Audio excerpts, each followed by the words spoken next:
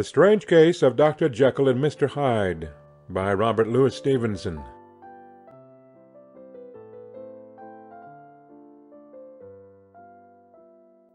Story of the Door. Mr. Utterson the lawyer was a man of a rugged countenance that was never lighted by a smile, cold, scanty, and embarrassed in discourse, backward in sentiment, lean, long, dusty, dreary, and yet somehow lovable. At friendly meetings, and when the wine was to his taste, something eminently human beaconed from his eye, something indeed which never found its way into his talk, but which spoke not only in these silent symbols of the after-dinner face, but more often and loudly in the acts of his life. He was austere with himself, drank gin when he was alone to mortify a taste for vintages, and though he enjoyed the theatre, had not crossed the doors of one for 20 years. But he had an approved tolerance for others, sometimes wondering, almost with envy, at the high pressure of spirits involved in their misdeeds, and in any extremity inclined to help rather than to reprove.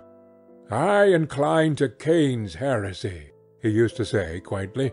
"I let my brother go to the devil in his own way." In this character it was frequently his fortune to be the last reputable acquaintance and the last good influence in the lives of down-going men, and to such as these, so long as they came about his chambers, he never marked a shade of change in his demeanour. No doubt the feat was easy to Mr. Utterson, for he was undemonstrative at the best, and even his friendship seemed to be founded in a similar catholicity of good nature. It is the mark of a modest man to accept his friendly circle ready-made from the hands of opportunity, and that was the lawyer's way. His friends were those of his own blood, or those whom he had known the longest. His affections, like ivy, were the growth of time. They implied no aptness in the object. Hence, no doubt, the bond that united him to Mr. Richard Enfield, his distant kinsman, the well-known man about town. It was a nut to crack for many what these two could see in each other, or what subject they could find in common. It was reported by those who encountered them in their Sunday walks, that they said nothing, looked singularly dull, and would hail with obvious relief the appearance of a friend. For all that, the two men put the greatest store by these excursions, counted them the chief jewel of each week, and not only set aside occasions of pleasure, but even resisted the calls of business, that they might enjoy them uninterrupted. It chanced on one of these rambles that their way led them down a by-street in a busy quarter of London. The street was small and what is called quiet, but it drove a thriving trade on the week-days. The inhabitants were all doing well, it seemed, and all emulously hoping to do better still, and laying out the surplus of their grains in coquetry, so that the shop-fronts stood along that thoroughfare with an air of invitation, like rows of smiling saleswomen. Even on Sunday, when it veiled its more florid charms and lay comparatively empty of passage, the street shone out in contrast to its dingy neighbourhood like a fire in a forest, and with its freshly painted shutters, well-polished brasses, and general cleanliness and gaiety of note, instantly caught and pleased the eye of the passenger. 2 doors from one corner, on the left hand going east, the line was broken by the entry of a court, and just at that point a certain sinister block of building thrust forward its gable on the street. It was 2 stories high, showed no window, nothing but a door on the lower story and a blind forehead of discoloured wall on the upper, and bore in every feature the marks of prolonged and sordid negligence. The door, which was equipped with neither bell nor knocker, was blistered and distained. Tramps slouched into the recess and struck matches on the panels.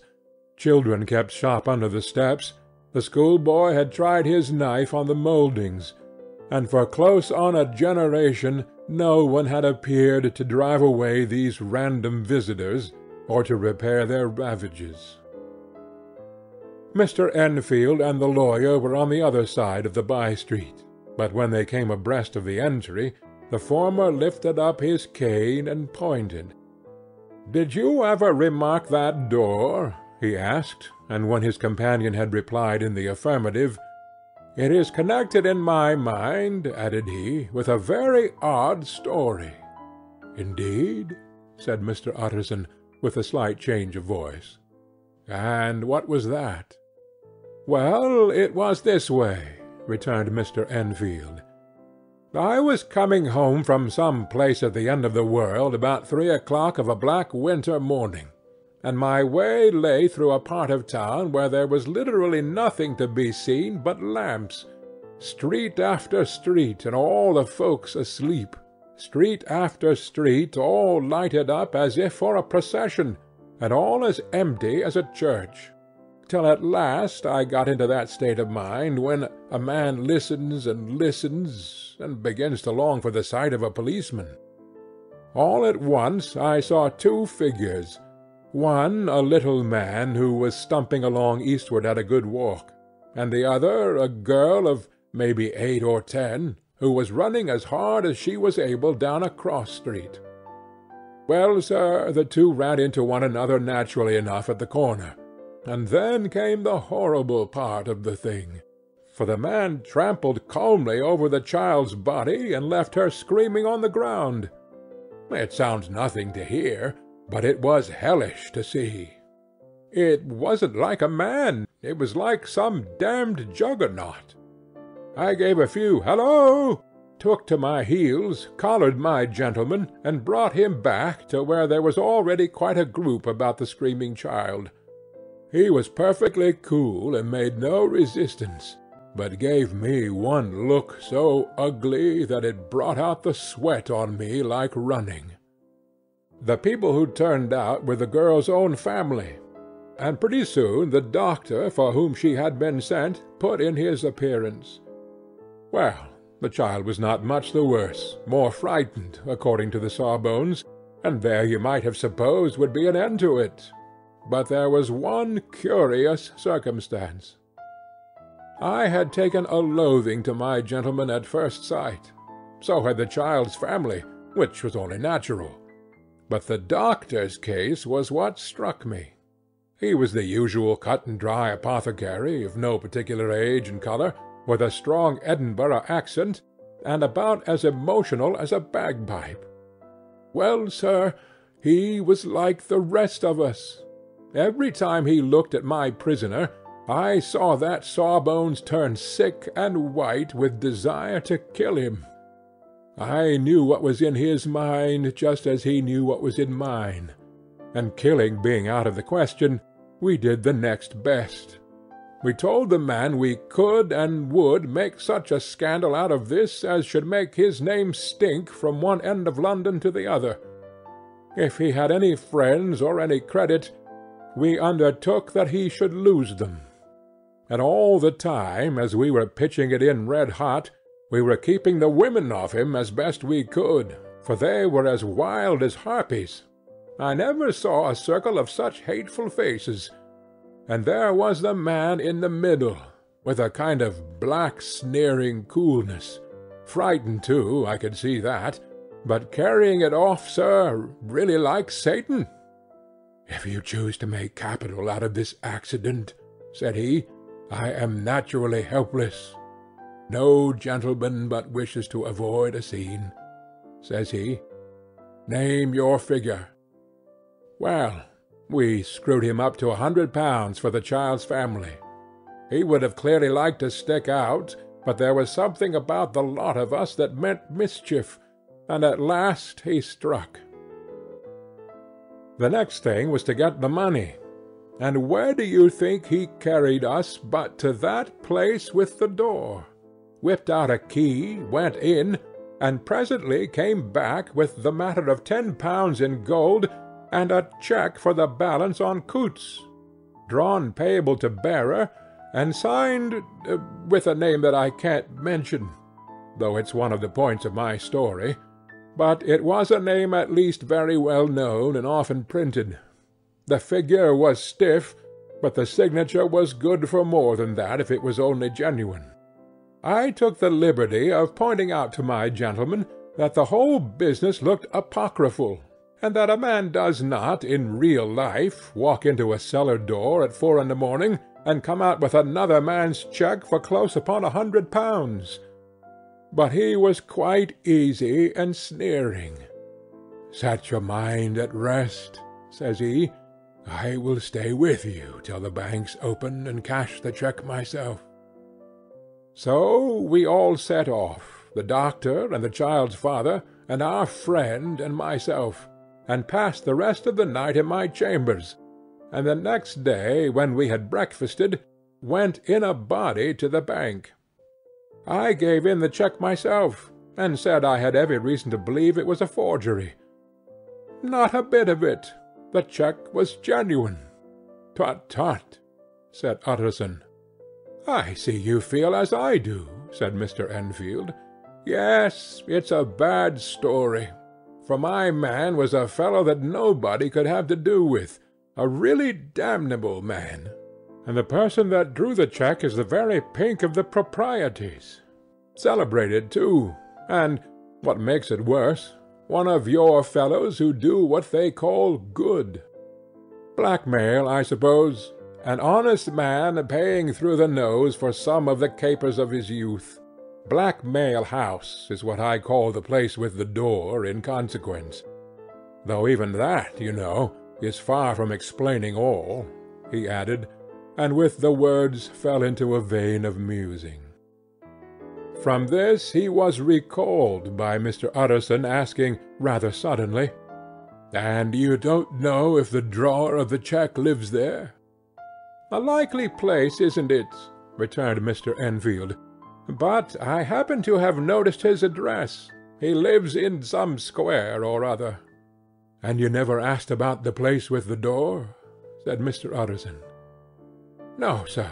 I had a delicacy," was the reply. "I feel very strongly about putting questions. It partakes too much of the style of the Day of Judgment. You start a question, and it's like starting a stone.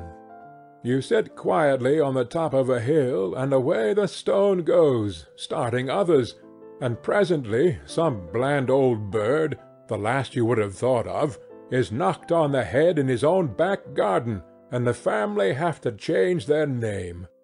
No, sir, I make it a rule of mine, the more it looks like Queer Street, the less I ask." "A very good rule, too," said the lawyer. "But I have studied the place for myself," continued Mr. Enfield. "It seems scarcely a house. There is no other door, and nobody goes in or out of that one but once in a great while the gentleman of my adventure. There are 3 windows looking on the court on the first floor, none below. The windows are always shut, but they're clean. And then there is a chimney which is generally smoking, so somebody must live there. And yet it's not so sure, for the buildings are so packed together about the court that it's hard to say where one ends and another begins." The pair walked on again for a while in silence, and then, "Enfield," said Mr. Utterson, "that's a good rule of yours." "Yes, I think it is," returned Enfield. "But for all that," continued the lawyer, "there's one point I want to ask. I want to ask the name of that man who walked over the child." "Well," said Mr. Enfield, "I can't see what harm it would do. It was a man of the name of Hyde." Said Utterson. "What sort of a man is he to see?" "He is not easy to describe. There is something wrong with his appearance, something displeasing, something downright detestable. I never saw a man I so disliked, and yet I scarce know why. He must be deformed somewhere. He gives a strong feeling of deformity. although I can't specify the point. He's an extraordinary-looking man, and yet I really can name nothing out of the way. No, sir, I can make no hand of it. I can't describe him, and it's not want of memory, for I declare I can see him this moment." Mr. Utterson again walked some way in silence, and obviously under a weight of consideration. "You are sure he used a key?" he inquired at last. "My dear sir," began Enfield, surprised out of himself. "Yes, I know," said Utterson. "I know it must seem strange. The fact is, if I do not ask you the name of the other party, it's because I know it already. You see, Richard, your tale has gone home. If you have been inexact in any point, you had better correct it." "I think you might have warned me," returned the other with a touch of sullenness. "But I have been pedantically exact, as you call it. The fellow had a key, and what's more, he has it still. I saw him use it not a week ago." Mr. Utterson sighed deeply, but said never a word, and the young man presently resumed. "Here is another lesson to say nothing," said he. "I am ashamed of my long tongue. Let us make a bargain never to refer to this again." "With all my heart," said the lawyer. "I shake hands on that, Richard." Search for Mr. Hyde. That evening Mr. Utterson came home to his bachelor house in sombre spirits, and sat down to dinner without relish. It was his custom of a Sunday, when this meal was over, to sit close by the fire, a volume of some dry divinity on his reading-desk, until the clock of the neighbouring church rang out the hour of 12, when he would go soberly and gratefully to bed. On this night, however, as soon as the cloth was taken away, he took up a candle and went into his business-room. There he opened his safe, took from the most private part of it a document endorsed on the envelope as Dr. Jekyll's will, and sat down with a clouded brow to study its contents. The will was holograph, for Mr. Utterson, though he took charge of it now it was made, had refused to lend the least assistance in the making of it. It provided not only that, in case of the decease of Henry Jekyll, M.D., D.C.L., LL.D., F.R.S., etc., all his possessions were to pass into the hands of his friend and benefactor Edward Hyde, but that in case of Dr. Jekyll's disappearance or unexplained absence for any period exceeding 3 calendar months, the said Edward Hyde should step into the said Henry Jekyll's shoes without further delay, and free from any burthen or obligation beyond the payment of a few small sums to the members of the doctor's household. This document had long been the lawyer's eyesore. It offended him both as a lawyer and as a lover of the sane and customary sides of life, to whom the fanciful was the immodest. And hitherto it was his ignorance of Mr. Hyde that had swelled his indignation. Now, by a sudden turn, it was his knowledge. It was already bad enough when the name was but a name of which he could learn no more. It was worse when it began to be clothed upon with detestable attributes, and out of the shifting, insubstantial mists that had so long baffled his eye, there leaped up the sudden, definite presentment of a fiend. "I thought it was madness," he said, as he replaced the obnoxious paper in the safe, "and now I begin to fear it is disgrace." With that he blew out his candle, put on a greatcoat, and set forth in the direction of Cavendish Square, the citadel of medicine, where his friend, the great Dr. Lanyon, had his house and received his crowding patients. If any one knows, it will be Lanyon, he had thought. The solemn butler knew and welcomed him. He was subjected to no stage of delay, but ushered direct from the door to the dining-room, where Dr. Lanyon sat alone over his wine. This was a hearty, healthy, dapper, red-faced gentleman, with a shock of hair prematurely white, and a boisterous and decided manner. At sight of Mr. Utterson, he sprang up from his chair and welcomed him with both hands. The geniality, as was the way of the man, was somewhat theatrical to the eye, but it reposed on genuine feeling. For these two were old friends, old mates both at school and college, both thorough respecters of themselves and of each other, and what does not always follow, men who thoroughly enjoyed each other's company. After a little rambling talk, the lawyer led up to the subject which so disagreeably preoccupied his mind. "I suppose, Lanyon," said he, "you and I must be the two oldest friends that Henry Jekyll has."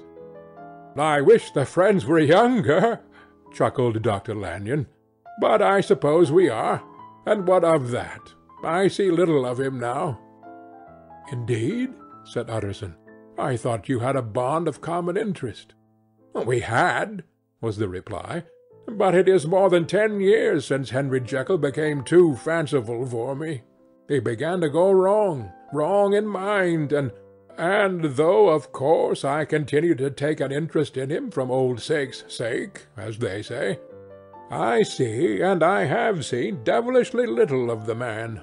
Such unscientific balderdash," added the doctor, flushing suddenly purple, "would have estranged Damon and Pythias." This little spirit of temper was somewhat of a relief to Mr. Utterson. They have only differed on some point of science, he thought, and being a man of no scientific passions, except in the matter of conveyancing, he even added, "It is nothing worse than that." He gave his friend a few seconds to recover his composure, and then approached the question he had come to put. "Did you ever come across a protégé of his, one Hyde?" he asked. "Hyde?" repeated Lanyon. "No, never heard of him, since my time." That was the amount of information that the lawyer carried back with him to the great dark bed on which he tossed to and fro until the small hours of the morning began to grow large. It was a night of little ease to his toiling mind, toiling in mere darkness and besieged by questions. 6 o'clock struck on the bells of the church that was so conveniently near to Mr. Utterson's dwelling, and still he was digging at the problem.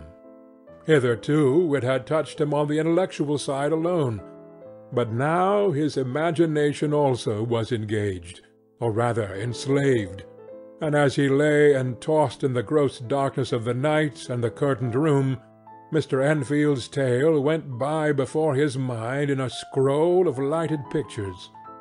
He would be aware of the great field of lamps, of a nocturnal city, then of the figure of a man walking swiftly, and then of a child running from the doctor's, and then these met, and that human juggernaut trod the child down and passed on, regardless of her screams.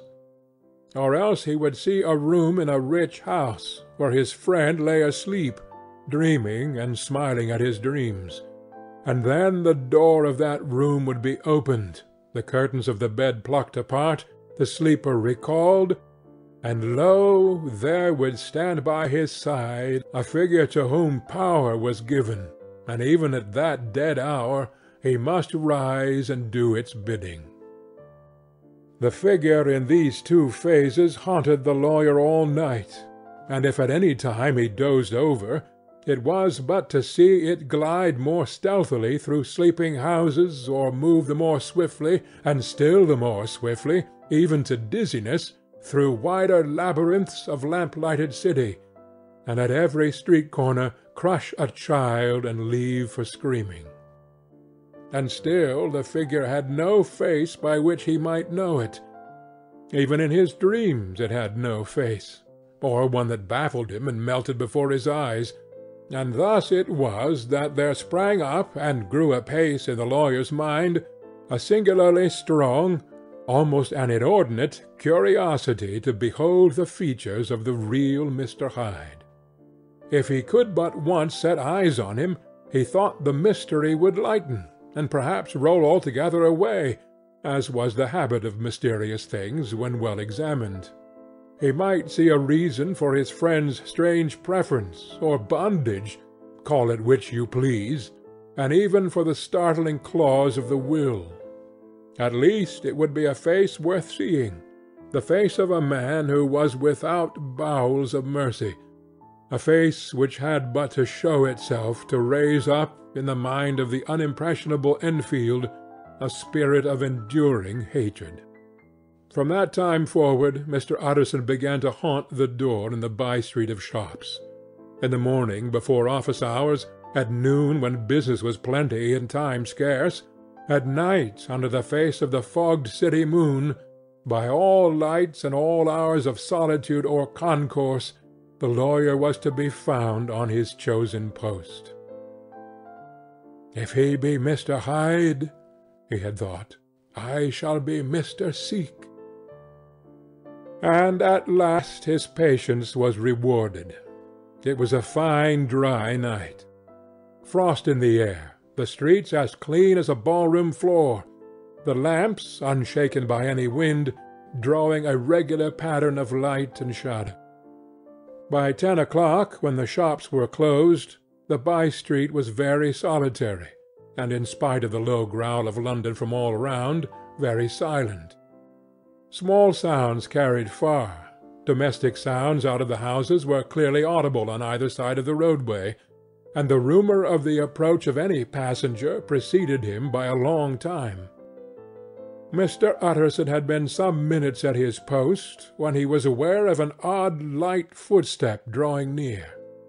In the course of his nightly patrols he had long grown accustomed to the quaint effect with which the footfalls of a single person, while he still is a great way off, suddenly sprang out distinct from the vast hum and clatter of the city. Yet his attention had never before been so sharply and decisively arrested, and it was with a strong superstitious prevision of success that he withdrew into the entry of the court. The steps drew swiftly nearer, and swelled out suddenly louder as they turned the end of the street. The lawyer, looking forth from the entry, could soon see what manner of man he had to deal with. He was small and very plainly dressed, and the look of him, even at that distance, went somehow strongly against the watcher's inclination.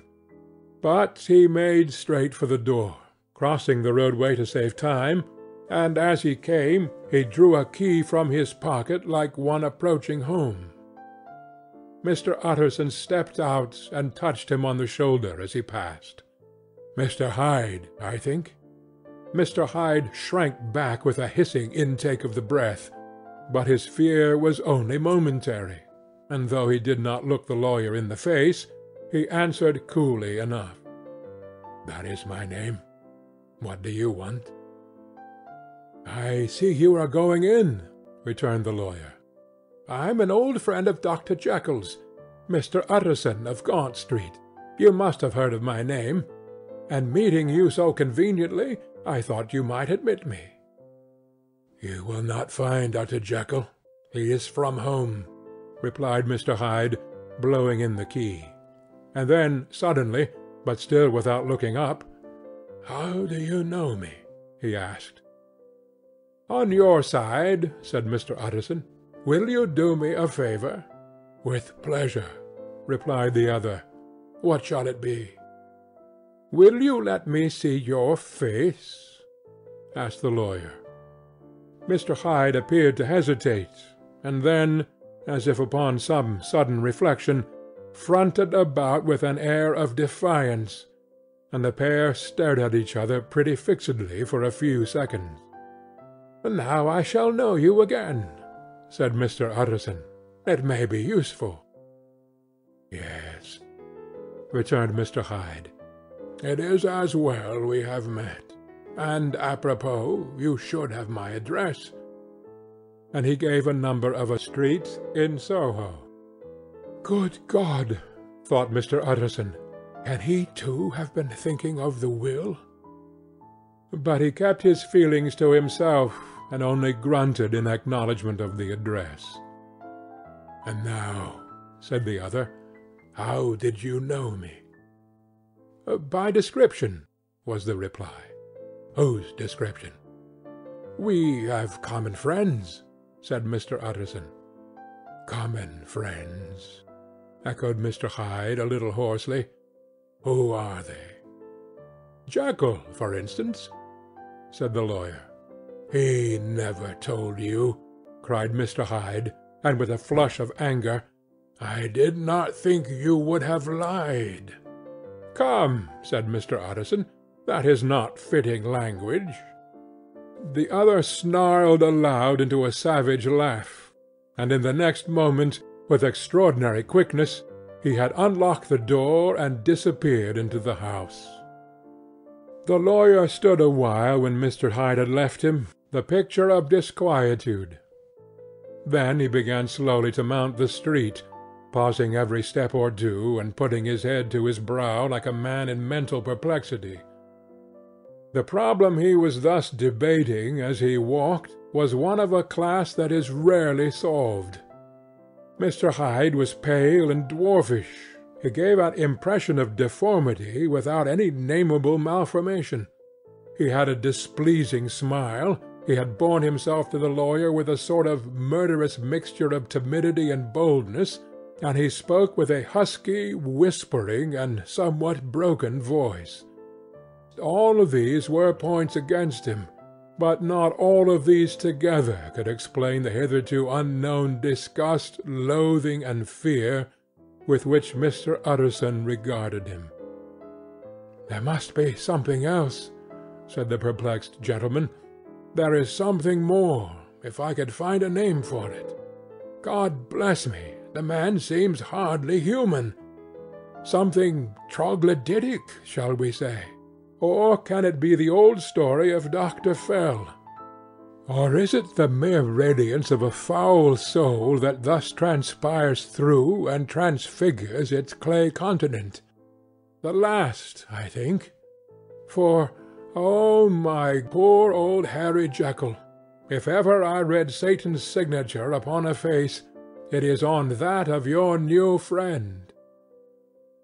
Round the corner from the by-street there was a square of ancient, handsome houses, now for the most part decayed from their high estate, and let in flats and chambers to all sorts and conditions of men, map engravers, architects, shady lawyers, and the agents of obscure enterprises.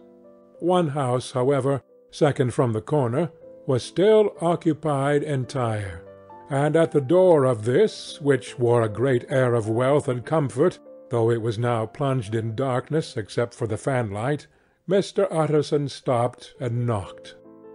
A well-dressed elderly servant opened the door. "Is Dr. Jekyll at home, Poole?" asked the lawyer. "I will see, Mr. Utterson," said Poole, admitting the visitor as he spoke into a large, low-roofed, comfortable hall, paved with flags, warmed, after the fashion of a country house, by a bright open fire, and furnished with costly cabinets of oak. "Will you wait here by the fire, sir, or shall I give you a light in the dining-room?" "Here, thank you," said the lawyer, and he drew near and leaned on the tall fender. This hall, in which he was now left alone, was a pet fancy of his friend the doctor's, and Utterson himself was wont to speak of it as the pleasantest room in London.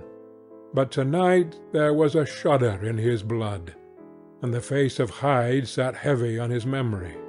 He felt, what was rare with him, a nausea and distaste of life, and in the gloom of his spirits he seemed to read a menace in the flickering of the firelight on the polished cabinets and the uneasy starting of the shadow on the roof. He was ashamed of his relief when Poole presently returned to announce that Dr. Jekyll was gone out. "I saw Mr. Hyde go in by the old dissecting-room, Poole," he said. "Is that right, when Dr. Jekyll is from home?" "Quite right, Mr. Utterson, sir," replied the servant. "Mr. Hyde has a key." "Your master seems to repose a great deal of trust in that young man, Poole," resumed the other musingly. "Yes, sir, he does indeed," said Poole. "We all have orders to obey him." "I do not think I ever met Mr. Hyde?" asked Utterson. "Oh dear no, sir. He never dines here," replied the butler. "Indeed, we see very little of him on this side of the house. He mostly comes and goes by the laboratory." "Well, good night, Poole." "Good night, Mr. Utterson." And the lawyer set out homeward with a very heavy heart. "Poor Harry Jekyll," he thought. "My mind misgives me he is in deep waters. He was wild when he was young. A long while ago, to be sure, but in the law of God there is no statute of limitations. Aye, it must be that. The ghost of some old sin, the cancer of some concealed disgrace. Punishment coming, pede claudo, years after memory has forgotten and self-love condoned the fault." And the lawyer, scared by the thought, brooded awhile on his own past, groping in all corners of memory, lest by chance some jack-in-the-box of an old iniquity should leap to light there. His past was fairly blameless. Few men could read the rolls of their life with less apprehension. Yet he was humbled to the dust by the many ill things he had done, and raised up again into sober and fearful gratitude by the many he had come so near to doing, yet avoided. And then, by a return on his former subject, he conceived a spark of hope. This Master Hyde, if he were studied, thought he, must have secrets of his own, black secrets by the look of him, secrets compared to which poor Jekyll's worst would be like sunshine. Things cannot continue as they are. It turns me cold to think of this creature stealing like a thief to Harry's bedside. Poor Harry, what awakening! And the danger of it, for if this Hyde suspects the existence of the will, he may grow impatient to inherit. I must put my shoulders to the wheel, if Jekyll will but let me, he added.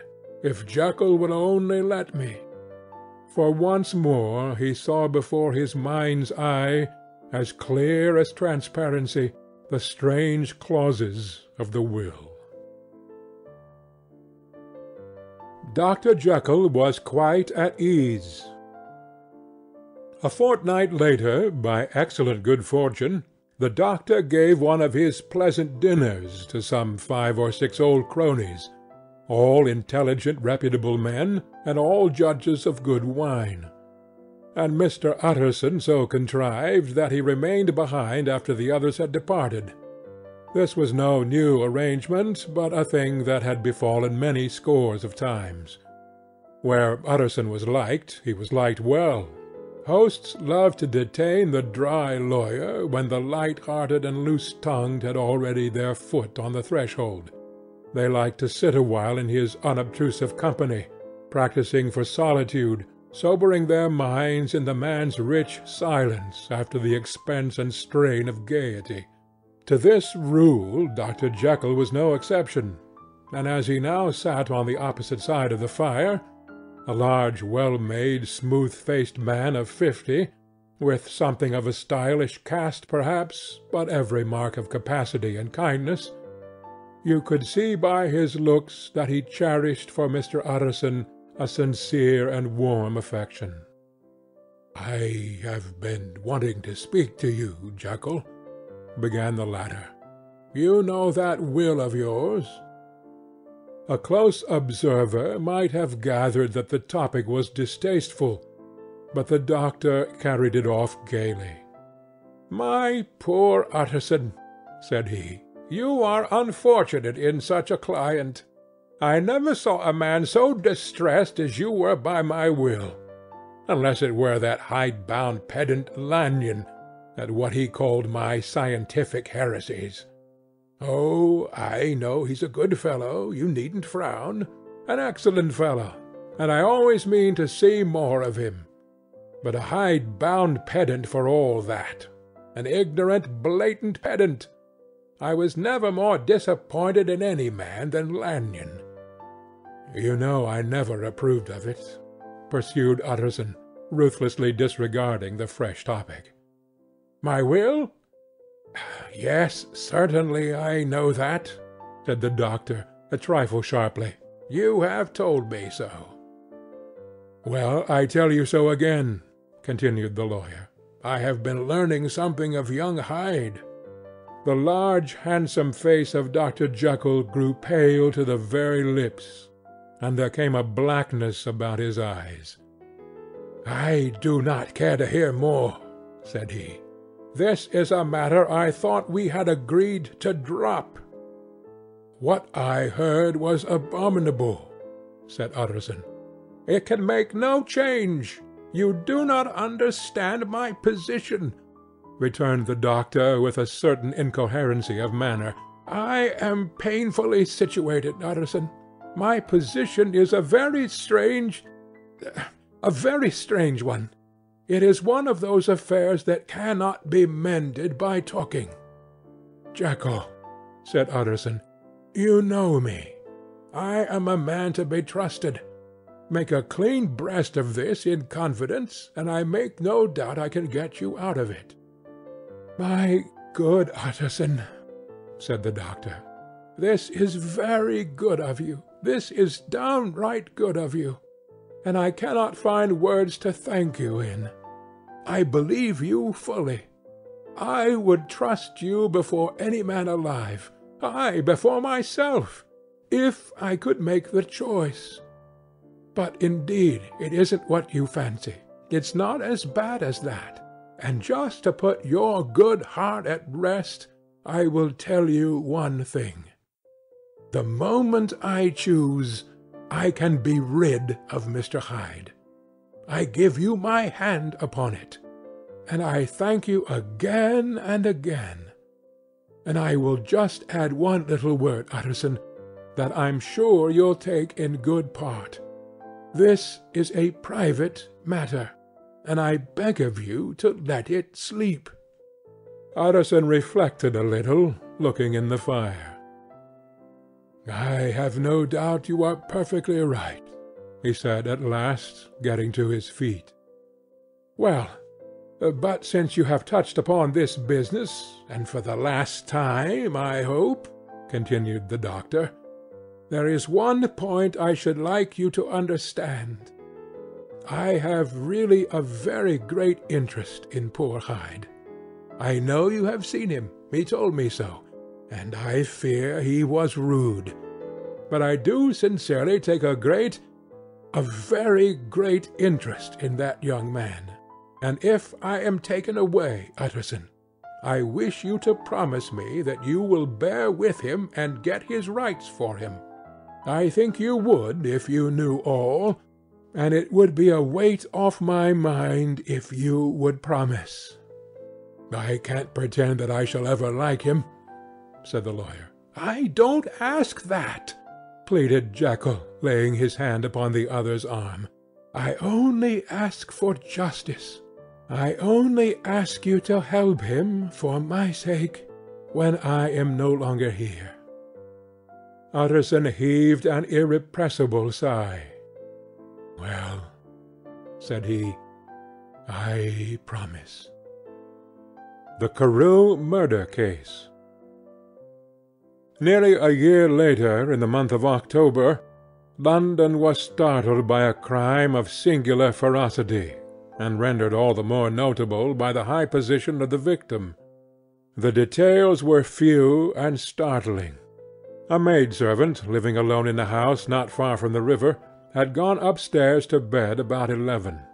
Although a fog rolled over the city in the small hours, the early part of the night was cloudless, and the lane, which the maid's window overlooked, was brilliantly lit by the full moon. It seems she was romantically given, for she sat down upon her box, which stood immediately under the window, and fell into a dream of musing. Never, she used to say, with streaming tears, when she narrated that experience, never had she felt more at peace with all men, or thought more kindly of the world. And as she so sat, she became aware of an aged, beautiful gentleman with white hair, drawing near along the lane, and advancing to meet him, another and very small gentleman, to whom at first she paid less attention. When they had come within speech, which was just under the maid's eyes, the older man bowed, and accosted the other with a very pretty manner of politeness. It did not seem as if the subject of his address were of great importance. Indeed, from his pointing, it sometimes appeared as if he were only inquiring his way. But the moon shone on his face as he spoke, and the girl was pleased to watch it. It seemed to breathe with such an innocent and old-worldly kindness of disposition, yet with something high too, as of a well-founded self-esteem. Presently her eye wandered to the other, and she was surprised to recognize in him a certain Mr. Hyde, who had once visited her master, and for whom she had conceived a dislike. He had in his hand a heavy cane with which he was trifling, but he answered never a word, and seemed to listen with an ill-contained impatience.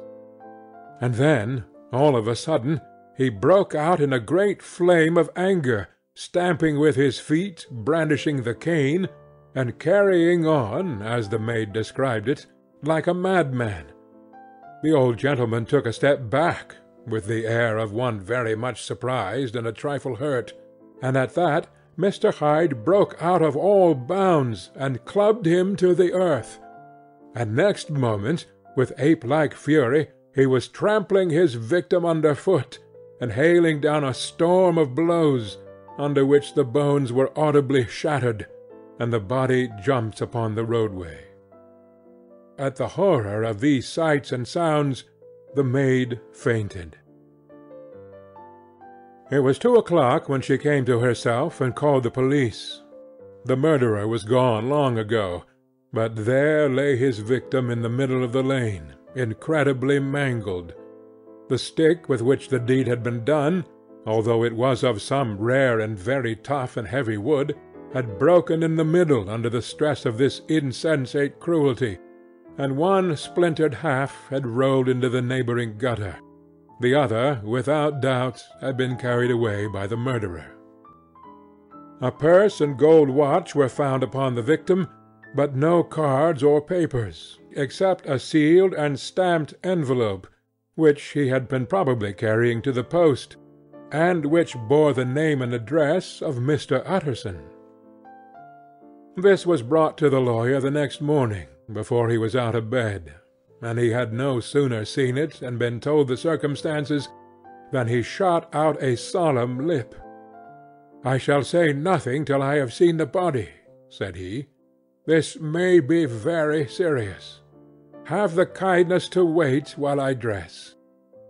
And with the same grave countenance he hurried through his breakfast and drove to the police station, whither the body had been carried. As soon as he came into the cell he nodded. "Yes," said he, "I recognize him.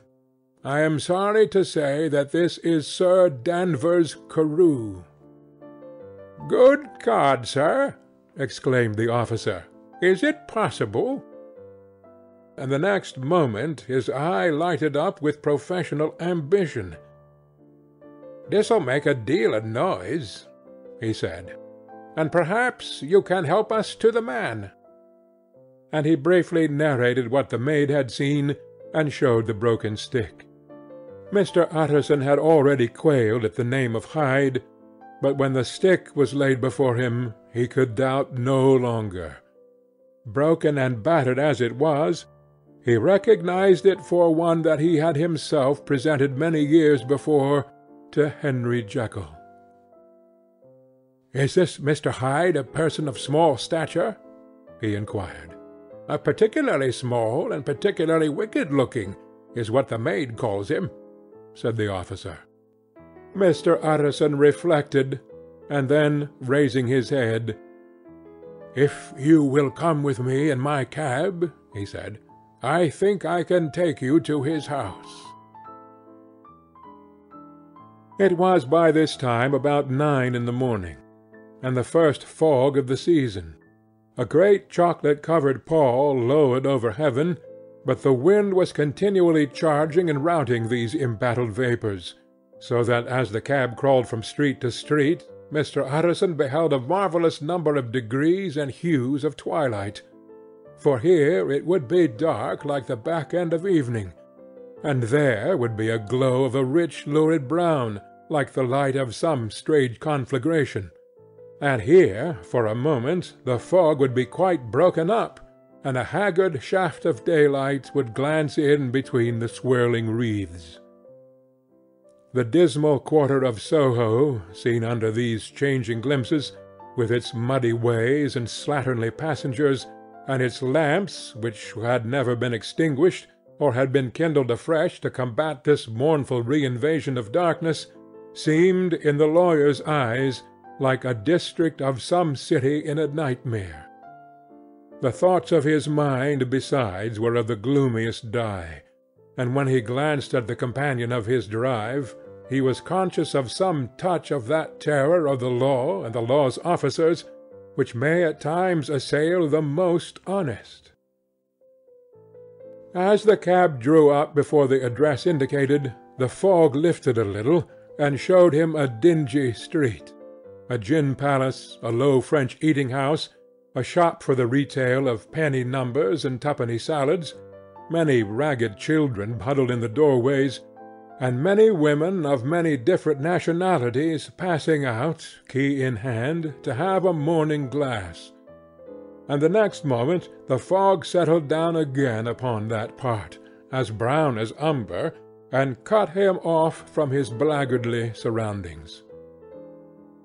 This was the home of Henry Jekyll's favourite, of a man who was heir to 250,000 sterling. An ivory-faced and silvery-haired old woman opened the door. She had an evil face, smoothed by hypocrisy, but her manners were excellent. Yes, she said, this was Mr. Hyde's, but he was not at home. He had been in that night very late, but he had gone away again in less than an hour. There was nothing strange in that. His habits were very irregular, and he was often absent. For instance, it was nearly 2 months since she had seen him till yesterday. "Very well, then, we wish to see his rooms," said the lawyer. And when the woman began to declare it was impossible, "I had better tell you who this person is," he added. "This is Inspector Newcomen of Scotland Yard." A flash of odious joy appeared upon the woman's face. "Ah," said she, "he is in trouble. What has he done?" Mr. Utterson and the inspector exchanged glances. "He don't seem a very popular character," observed the latter. "And now, my good woman, just let me and this gentleman have a look about us." In the whole extent of the house, which but for the old woman remained otherwise empty, Mr. Hyde had only used a couple of rooms, but these were furnished with luxury and good taste.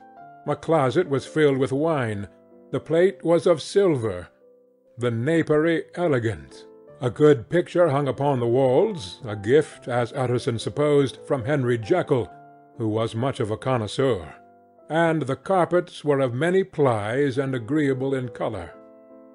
At this moment, however, the rooms bore every mark of having been recently and hurriedly ransacked. Clothes lay about the floor, with their pockets inside out. Lock-fast drawers stood open, and on the hearth there lay a pile of grey ashes, as though many papers had been burned. From these embers the inspector disinterred the butt end of a green cheque-book, which had resisted the action of the fire. The other half of the stick was found behind the door. and as this clinched his suspicions, the officer declared himself delighted. A visit to the bank, where several £1,000 were found to be lying in the murderer's credit, completed his gratification. "You may depend upon it, sir," he told Mr. Utterson. "I have him in my hand. He must have lost his head, or he never would have left the stick, or above all burned the cheque-book. Why, money's life to the man. We have nothing to do but wait for him at the bank, and get out the handbills." This last, however, was not so easy of accomplishment, for Mr. Hyde had numbered few familiars. Even the master of the servant-maid had only seen him twice.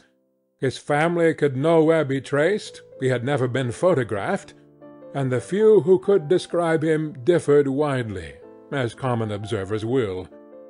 Only on one point were they agreed, and that was the haunting sense of unexpressed deformity with which the fugitive impressed his beholder. Incident of the letter. It was late in the afternoon when Mr. Utterson found his way to Dr. Jekyll's door, where he was at once admitted by Poole, and carried down by the kitchen offices and across the yard which had once been a garden, to the building that was indifferently known as the laboratory, or dissecting rooms. The doctor had bought the house from the heirs of a celebrated surgeon, and his own tastes being rather chemical than anatomical, had changed the destination of the block at the bottom of the garden. It was the first time that the lawyer had been received in that part of his friend's quarters, and he eyed the dingy windowless structure with curiosity, and gazed round with a distasteful sense of strangeness as he crossed the theatre, once crowded with eager students, and now lying gaunt and silent, the tables laden with chemical apparatus, the floor strewn with crates and littered with packing straw, and the light falling dimly through the foggy cupola. At the further end a flight of stairs mounted to a door covered with red baize, and through this Mr. Utterson was at last received into the doctor's cabinet. It was a large room fitted round with glass presses, furnished, among other things, with a cheval glass and a business table, and looking out upon the court by 3 dusty windows barred with iron. The fire burned in the grate. A lamp was set lighted on the chimney shelf, for even in the houses the fog began to lie thickly. And there, close up to the warmth, sat Dr. Jekyll, looking deathly sick. He did not rise to meet his visitor, but held out a cold hand and bade him welcome in a changed voice. "And now," said Mr. Utterson, as soon as Poole had left them, "you have heard the news?" The doctor shuddered. "They were crying it in the square," he said. "I heard them in my dining-room." "One word," said the lawyer. "Carew was my client, but so are you, and I want to know what I am doing. You have not been mad enough to hide this fellow?" "Utterson, I swear to God," cried the doctor, "I swear to God I will never set eyes on him again. I bind my honour to you that I am done with him in this world. It is all at an end. And indeed he does not want my help. You do not know him as I do. He is safe. He is quite safe. Mark my words, he will never more be heard of." The lawyer listened gloomily. He did not like his friend's feverish manner. "You seem pretty sure of him," said he, "and for your sake I hope you may be right. If it came to a trial, your name might appear." "I am quite sure of him," replied Jekyll. "I have grounds for certainty that I cannot share with any one. But there is one thing on which you may advise me. I have received a letter, and I am at a loss whether I should show it to the police. I should like to leave it in your hands, Utterson. You would judge wisely, I am sure. I have so great a trust in you." "You fear, I suppose, that it might lead to his detection?" asked the lawyer. "No," said the other. "I cannot say that I care what becomes of Hyde. I am quite done with him. I was thinking of my own character, which this hateful business has rather exposed." Utterson ruminated a while. He was surprised at his friend's selfishness, and yet relieved by it. "Well," said he at last, "let me see the letter." The letter was written in an odd upright hand, and signed Edward Hyde, and it signified, briefly enough, that the writer's benefactor, Dr. Jekyll, whom he had long so unworthily repaid for 1,000 generosities, need labour under no alarm for his safety, as he had means of escape on which he placed a sure dependence. The lawyer liked this letter well enough. It put a better colour on the intimacy than he had looked for, and he blamed himself for some of his past suspicions. "Have you the envelope?" he asked. "I burned it," replied Jekyll, "before I thought what I was about. But it bore no postmark. The note was handed in." "Shall I keep this and sleep upon it?" asked Utterson. "I wish you to judge for me entirely," was the reply. "I have lost confidence in myself." "Well, I shall consider," returned the lawyer.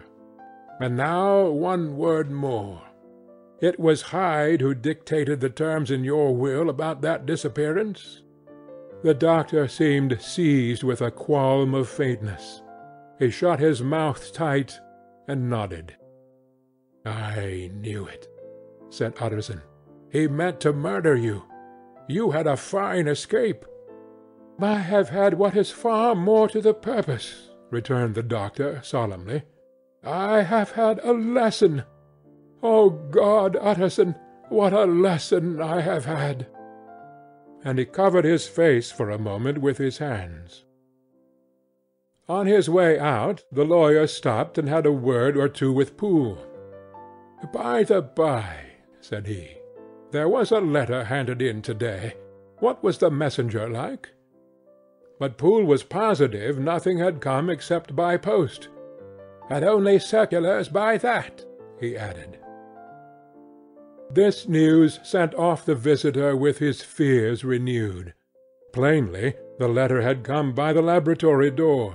Possibly, indeed, it had been written in the cabinet, and if that were so, it must be differently judged, and handled with the more caution. The newsboys, as he went, were crying themselves hoarse along the footways. "Special edition! Shocking murder of an M.P.!" That was the funeral oration of one friend and client, and he could not help a certain apprehension lest the good name of another should be sucked down in the eddy of the scandal. It was, at last, a ticklish decision that he had to make, and self-reliant as he was by habit, he began to cherish a longing for advice. It was not to be had directly, but perhaps, he thought, it might be fished for. Presently after, he sat on one side of his own hearth, with Mr. Guest, his head clerk, upon the other, and midway between, at a nicely calculated distance from the fire, a bottle of a particular old wine that had long dwelt unsunned in the foundation of his house. The fog still slept on the wing above the drowned city, where the lamps glimmered like carbuncles, and through the muffle and smother of these fallen clouds the procession of the town's life was still rolling in through the great arteries with a sound as of a mighty wind. But the room was gay with firelight. In the bottle the acids were long ago resolved, the imperial dye had softened with time, as the colour grows richer in stained windows, and the glow of hot autumn afternoons on hillside vineyards was ready to be set free and disperse the fogs of London. Insensibly the lawyer melted. There was no man from whom he kept fewer secrets than Mr. Guest, and he was not always sure that he kept as many as he meant. Guest had often been on business to the doctor's. He knew Poole. He could scarce have failed to hear of Mr. Hyde's familiarity about the house. He might draw conclusions. Was it not as well, then, that he should see a letter which put that mystery to right? And above all, since Guest, being a great student and critic of handwriting, would consider the step natural and obliging. The clerk, besides, was a man of counsel. He could scarce read so strange a document without dropping a remark, and by that remark Mr. Utterson might shape his future course. "This is a sad business about Sir Danvers," he said. "Yes, sir, indeed. It has elicited a great deal of public feeling," returned Guest. "The man, of course, was mad." "I should like to hear your views on that," replied Utterson. "I have a document here in his handwriting. It is between ourselves, for I scarce know what to do about it. It is an ugly business at the best, but there it is, quite in your way, a murderer's autograph." Guest's eyes brightened, and he sat down at once and studied it with passion. "No, sir," he said, "not mad, but it is an odd hand." "And by all accounts a very odd writer," added the lawyer. Just then the servant entered with a note. "Is that from Dr. Jekyll, sir?" inquired the clerk. "I thought I knew the writing." "Anything private, Mr. Utterson?" "Only an invitation to dinner. Why? Do you want to see it?" "One moment, I thank you, sir." And the clerk laid the 2 sheets of paper alongside and sedulously compared their contents. "Thank you, sir," he said at last, returning both. "It's a very interesting autograph." There was a pause, during which Mr. Utterson struggled with himself. "Why did you compare them, Guest?" he inquired suddenly. "Well, sir," returned the clerk, "there's a rather singular resemblance. The 2 hands are in many points identical, only differently sloped." "Rather quaint," said Utterson. "It is, as you say, rather quaint," returned Guest. "I wouldn't speak of this note, you know," said the master. "No, sir," said the clerk. "I understand." But no sooner was Mr. Utterson alone that night than he locked the note into his safe, where it reposed from that time forward. "What?" he thought. "Henry Jekyll forged for a murderer!" And his blood ran cold in his veins.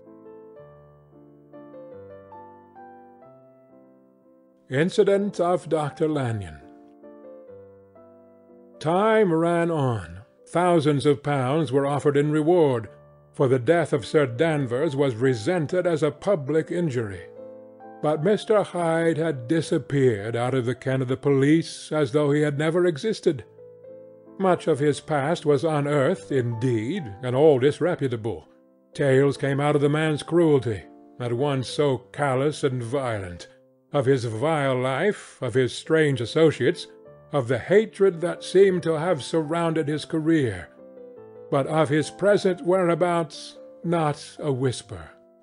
From the time he had left his house in Soho on the morning of the murder, he was simply blotted out, and gradually, as time drew on, Mr. Utterson began to recover from the hotness of his alarm, and to grow more at quiet with himself.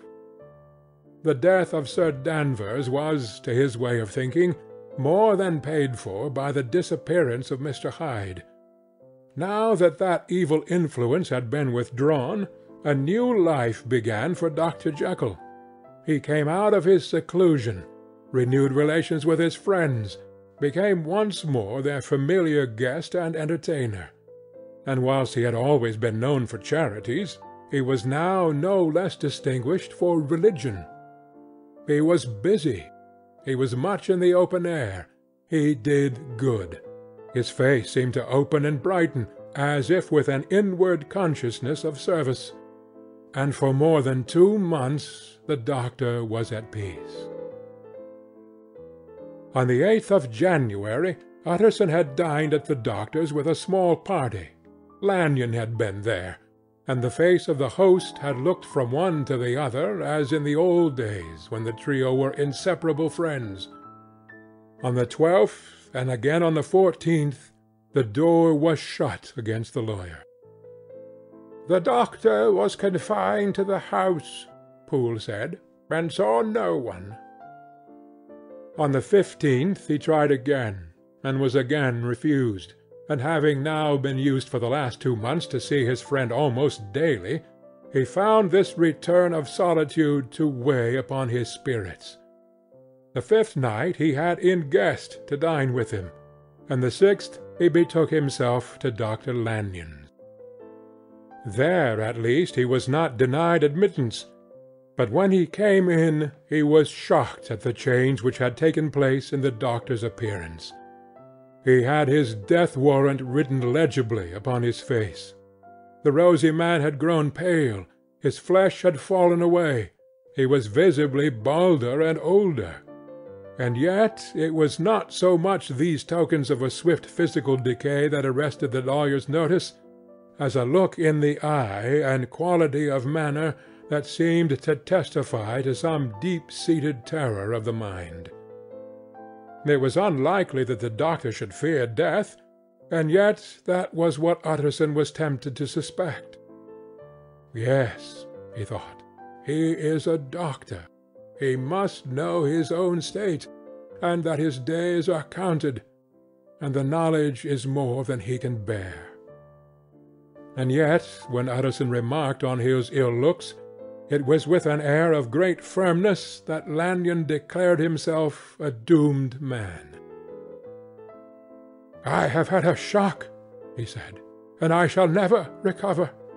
It is a question of weeks. Well, life has been pleasant. I liked it. Yes, sir, I used to like it. I sometimes think if we knew all, we should be more glad to get away." "Jekyll is ill too," observed Utterson. "Have you seen him?" But Lanyon's face changed, and he held up a trembling hand. "I wish to see or hear no more of Dr. Jekyll," he said in a loud, unsteady voice.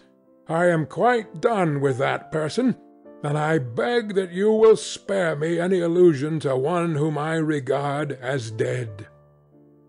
"Tut, tut," said Mr. Utterson, and then, after a considerable pause, "Can't I do anything?" he inquired. "We are 3 very old friends, Lanyon. We shall not live to make others." "Nothing can be done," returned Lanyon. "Ask himself." "He will not see me," said the lawyer. "I am not surprised at that," was the reply. "Some day, Utterson, after I am dead, you may perhaps come to learn the right and wrong of this. I cannot tell you. And in the meantime, if you can sit and talk with me of other things, for God's sake stay and do so. But if you cannot keep clear of this accursed topic, then in God's name go, for I cannot bear it." As soon as he got home, Utterson sat down and wrote to Jekyll, complaining of his exclusion from the house, and asking the cause of this unhappy break with Lanyon, and the next day brought him a long answer, often very pathetically worded, and sometimes darkly mysterious in drift. The quarrel with Lanyon was incurable. "I do not blame our old friend," Jekyll wrote, "but I share his view that we must never meet. I mean from henceforth to lead a life of extreme seclusion.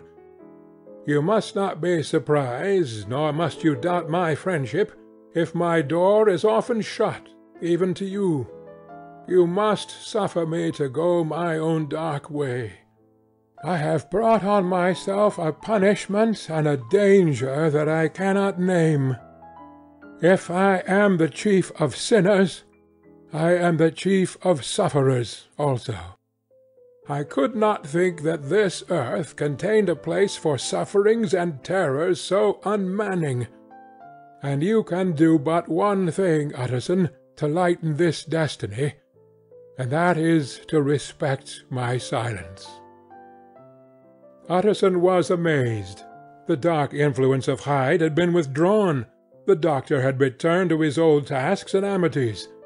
A week ago the prospect had smiled with every promise of a cheerful and an honoured age, and now, in a moment, friendship and peace of mind, and the whole tenor of his life were wrecked.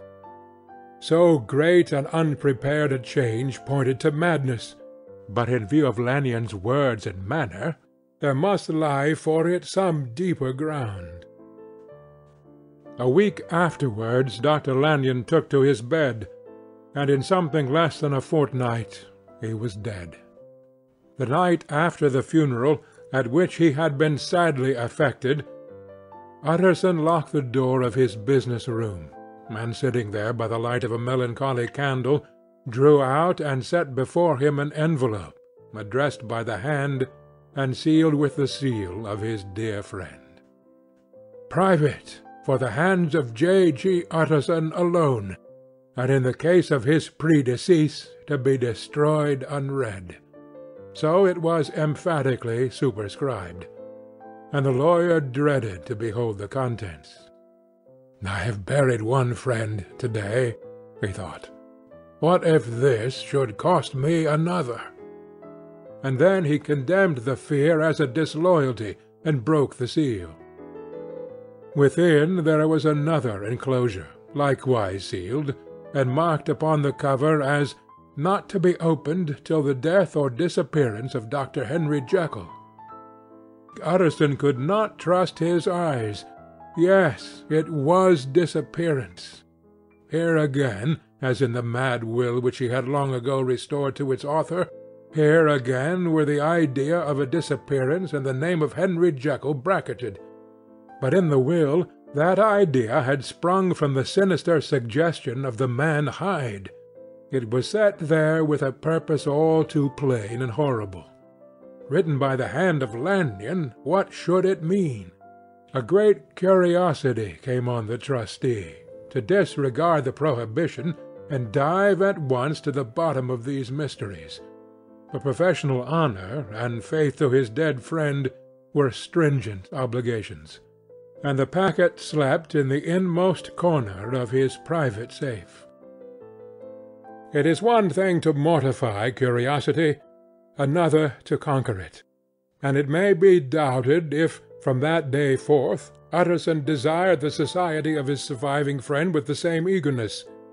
He thought of him kindly, but his thoughts were disquieted and fearful. He went to call, indeed, but he was perhaps relieved to be denied admittance. Perhaps in his heart he preferred to speak with Poole about the doorstep, and surrounded by the air and sounds of the open city, rather than to be admitted into the house of voluntary bondage, and to sit and speak with its inscrutable recluse. Poole had indeed no very pleasant news to communicate. The doctor, it appeared, now more than ever, confined himself to the cabinet over the laboratory, where he would sometimes even sleep. He was out of spirits, he had grown very silent, he did not read. It seemed as if he had something on his mind. Utterson became so used to the unvarying character of these reports that he fell off little by little in the frequency of his visit. Incident at the window.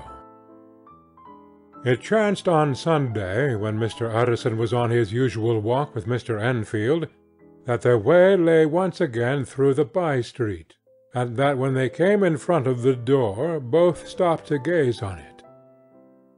"Well," said Enfield, "that story's an end at least. We shall never see more of Mr. Hyde." "I hope not," said Utterson. "Did I ever tell you that I once saw him and shared your feeling of repulsion? It was impossible to do one without the other," returned Enfield, And by the way, what an ass you must have thought of me not to know that this was a back way to Dr. Jekyll's. It was partly your own fault that I found it out even when I did." "So you found it out, did you?" said Utterson.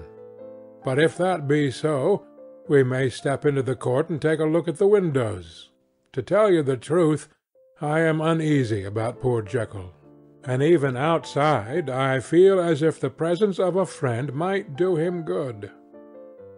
The court was very cool and a little damp, and full of premature twilight, although the sky, high up overhead, was still bright with sunset. The middle of one of the three windows was half-way open, and sitting close beside it, taking the air with an infinite sadness of mien, like some disconsolate prisoner, Utterson saw Dr. Jekyll. "What, Jekyll!" he cried. "I trust you are better?" "I am very low, Utterson," replied the doctor drearily. "Very low. It will not last long, thank God." "You stay too much indoors," said the lawyer. "You should be out, whipping up the circulation like Mr. Enfield and me. This is my cousin, Mr. Enfield, Dr. Jekyll. Come now, get your hat and take a quick turn with us." "You are very good," sighed the other. "I should like to very much, but no, it is quite impossible. I dare not. But indeed, Utterson, I am very glad to see you. This is really a great pleasure. I would ask you and Mr. Enfield up, but the place is really not fit." "Why then," said the lawyer good-naturedly, "the best thing we can do is to stay down here and speak with you from where we are." "That is just what I was about to venture to propose," returned the doctor with a smile. But the words were hardly uttered before the smile was struck out of his face, and succeeded by an expression of such abject terror and despair as froze the very blood of the two gentlemen below. They saw it but for a glimpse, for the window was instantly thrust down, but that glimpse had been sufficient, and they turned and left the court without a word.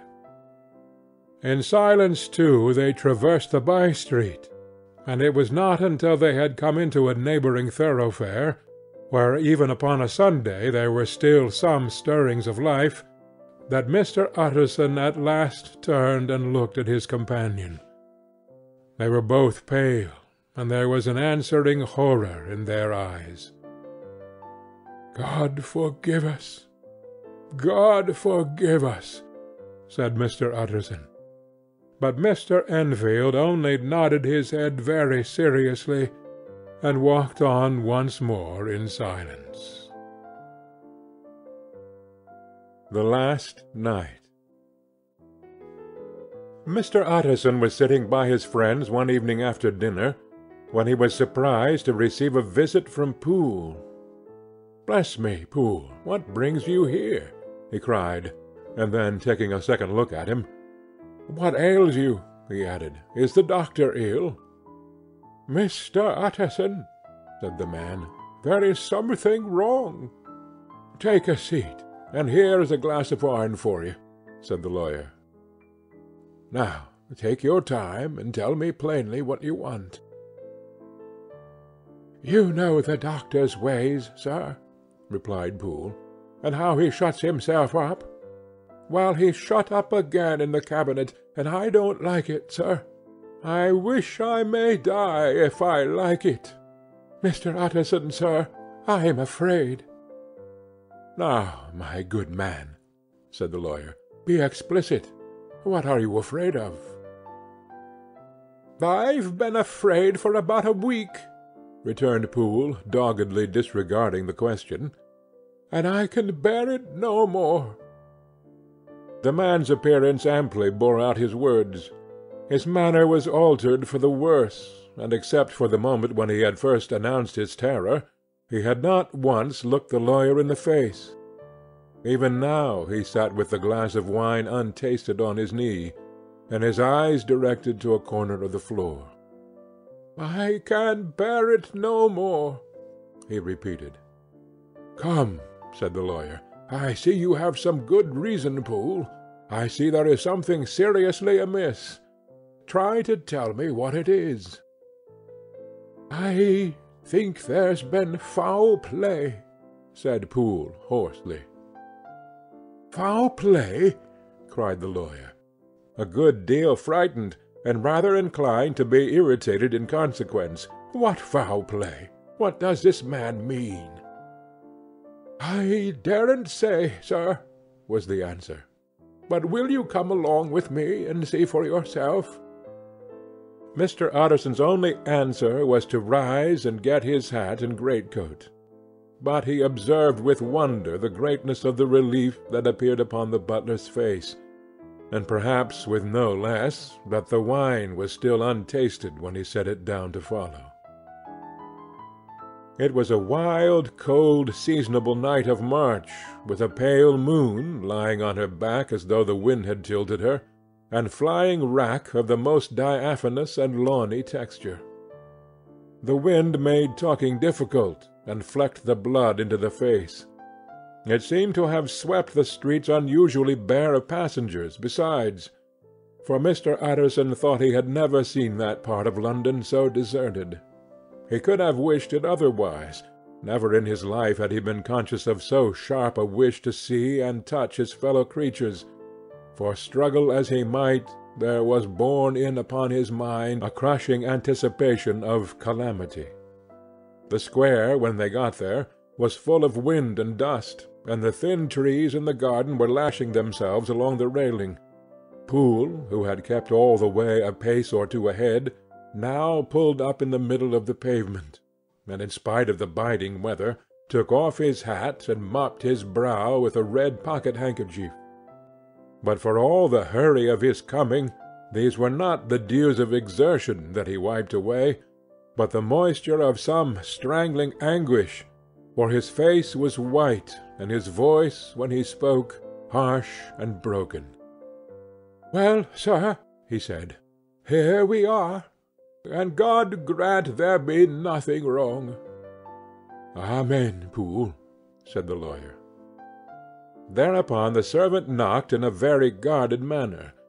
The door was opened on the chain, and a voice asked from within, "Is that you, Poole?"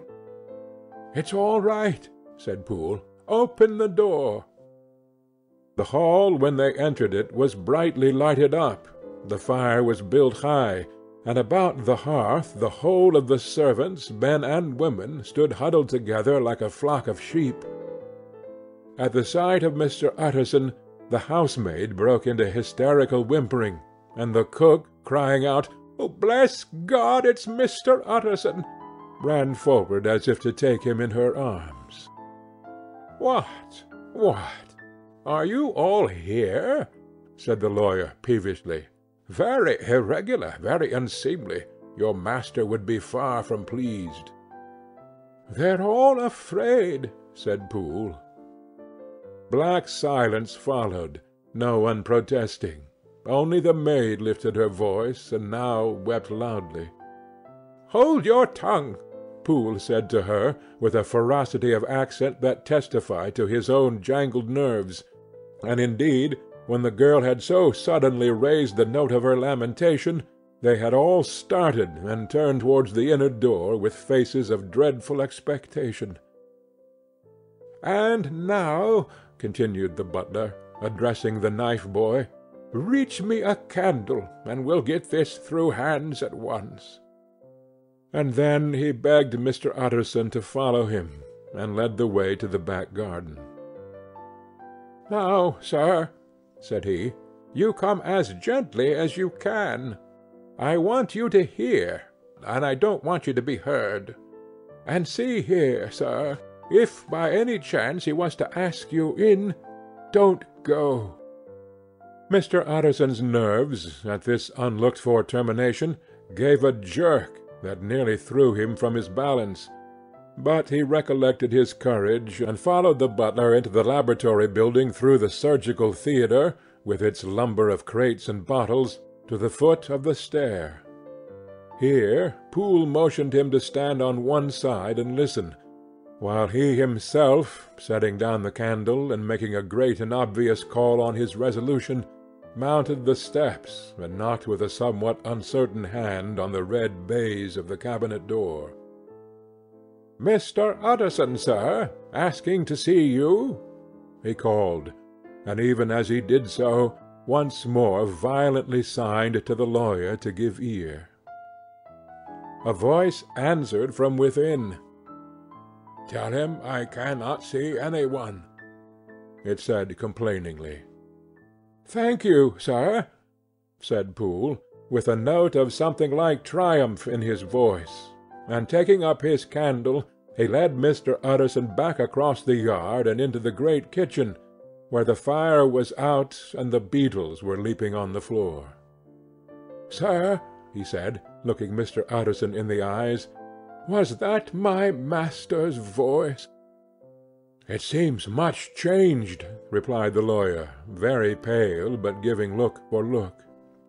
"Changed? Well, yes, I think so," said the butler. "Have I been 20 years in this man's house to be deceived about his voice? No, sir. Master's made away with. He was made away with 8 days ago, when we heard him cry out upon the name of God. And who's in there instead of him, and why it stays there, is a thing that cries to heaven, Mr. Utterson." "This is a very strange tale, Poole. This is rather a wild tale, my man," said Mr. Utterson, biting his finger. "Suppose it were as you suppose, supposing Dr. Jekyll to have been, well, murdered. What could induce the murderer to stay? That won't hold water. It doesn't commend itself to reason." "Well, Mr. Utterson, you are a hard man to satisfy. But I'll do it yet," said Poole. "All this last week, you must know, him, or it, or whatever it is that lives in that cabinet, has been crying night and day for some sort of medicine, and cannot get it to his mind. It was sometimes his way, the master's that is, to write his orders on a sheet of paper and throw it on the stair.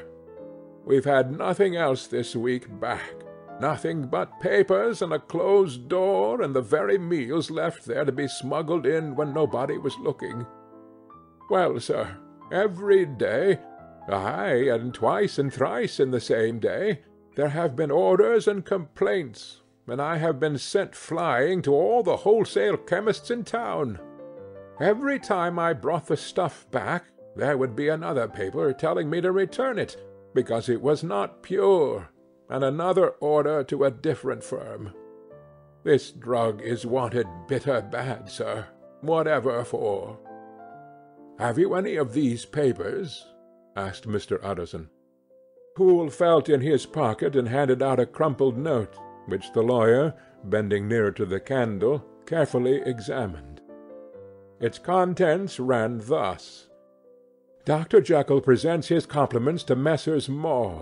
He assures them that their last sample is impure and quite useless for his present purpose. In the last year Dr. J. purchased a somewhat large quantity from Messrs. M. He now begs them to search with most sedulous care, and should any of the same quality be left, forward it to him at once. Expense is no consideration. The importance of this to Dr. J. could hardly be exaggerated." So far the letter had run composedly enough, but here, with a sudden splutter of the pen, the writer's emotion had broken loose. "For God's sake," he added, "find me some of the old." "This is a strange note," said Utterson, and then sharply, "How do you come to have it open?" "The man at Maw's was main angry, sir, and he threw it back to me like so much dirt," returned Poole. "This is unquestionably the doctor's hand, do you know?" resumed the lawyer. "I thought it looked like it," said the servant rather sulkily, and then with another voice, "But what matters hand of right?" he said. "I've seen him." "Seen him? repeated Mr. Utterson. "Well?" "That's it," said Poole. "It was this way. I came suddenly into the theatre from the garden. It seems he had slipped out to look for this drug, or whatever it is, for the cabinet door was open, and there he was at the far end of the room digging among the crates. He looked up when I came in, gave a kind of cry, and whipped upstairs into the cabinet. It was but for 1 minute that I saw him, but the hair stood upon my head like quills. Sir, if that was my master, why had he a mask upon his face? If it was my master, why did he cry out like a rat and run from me? I have served him long enough, and then—" The man paused and passed his hand over his face. "These are all very strange circumstances," said Mr. Utterson, "but I think I begin to see daylight. Your master, Poole, is plainly seized with one of those maladies that both torture and deform the sufferer. Hence, for aught I know, the alteration of his voice, hence the mask and the avoidance of his friends, hence the eagerness to find this drug, by means of which the poor soul retains some hope of ultimate recovery. God grant that he be not deceived. There is my explanation. It is sad enough, Poole, ay, and appalling to consider, but it is plain and natural, hangs well together, and delivers us from all exorbitant alarms." "Sir," said the butler, turning to a sort of mottled pallor, "that thing was not my master, and there's the truth. My master," here he looked round him and began to whisper, "is a tall fine build of a man, and this was more of a dwarf." Utterson attempted to protest. "Oh, sir," cried Poole, "do you think I do not know my master after 20 years? Do you think I do not know where his head comes to in the cabinet door, where I saw him every morning of my life? Oh, sir, that thing in the mask was never Dr. Jekyll. God knows what it is, but it was never Dr. Jekyll, and it is the belief of my heart that there was murder done." "Poole," replied the lawyer, "if you say that, it will become my duty to make certain. Much as I desire to spare your master's feelings, much as I am puzzled by this note which seems to prove him to be still alive, I still consider it my duty to break in that door." "Ah, Mr. Utterson, that's talking!" cried the butler. "And now comes the second question," resumed Utterson. "Who is going to do it?" "Why, you and me, sir," was the undaunted reply. "That's very well said," returned the lawyer, "and whatever comes of it, I shall make it my business to see you are no loser." "There is an axe in the theatre," continued Poole, "and you might take the kitchen poker for yourself." The lawyer took that rude but weighty instrument into his hand and balanced it.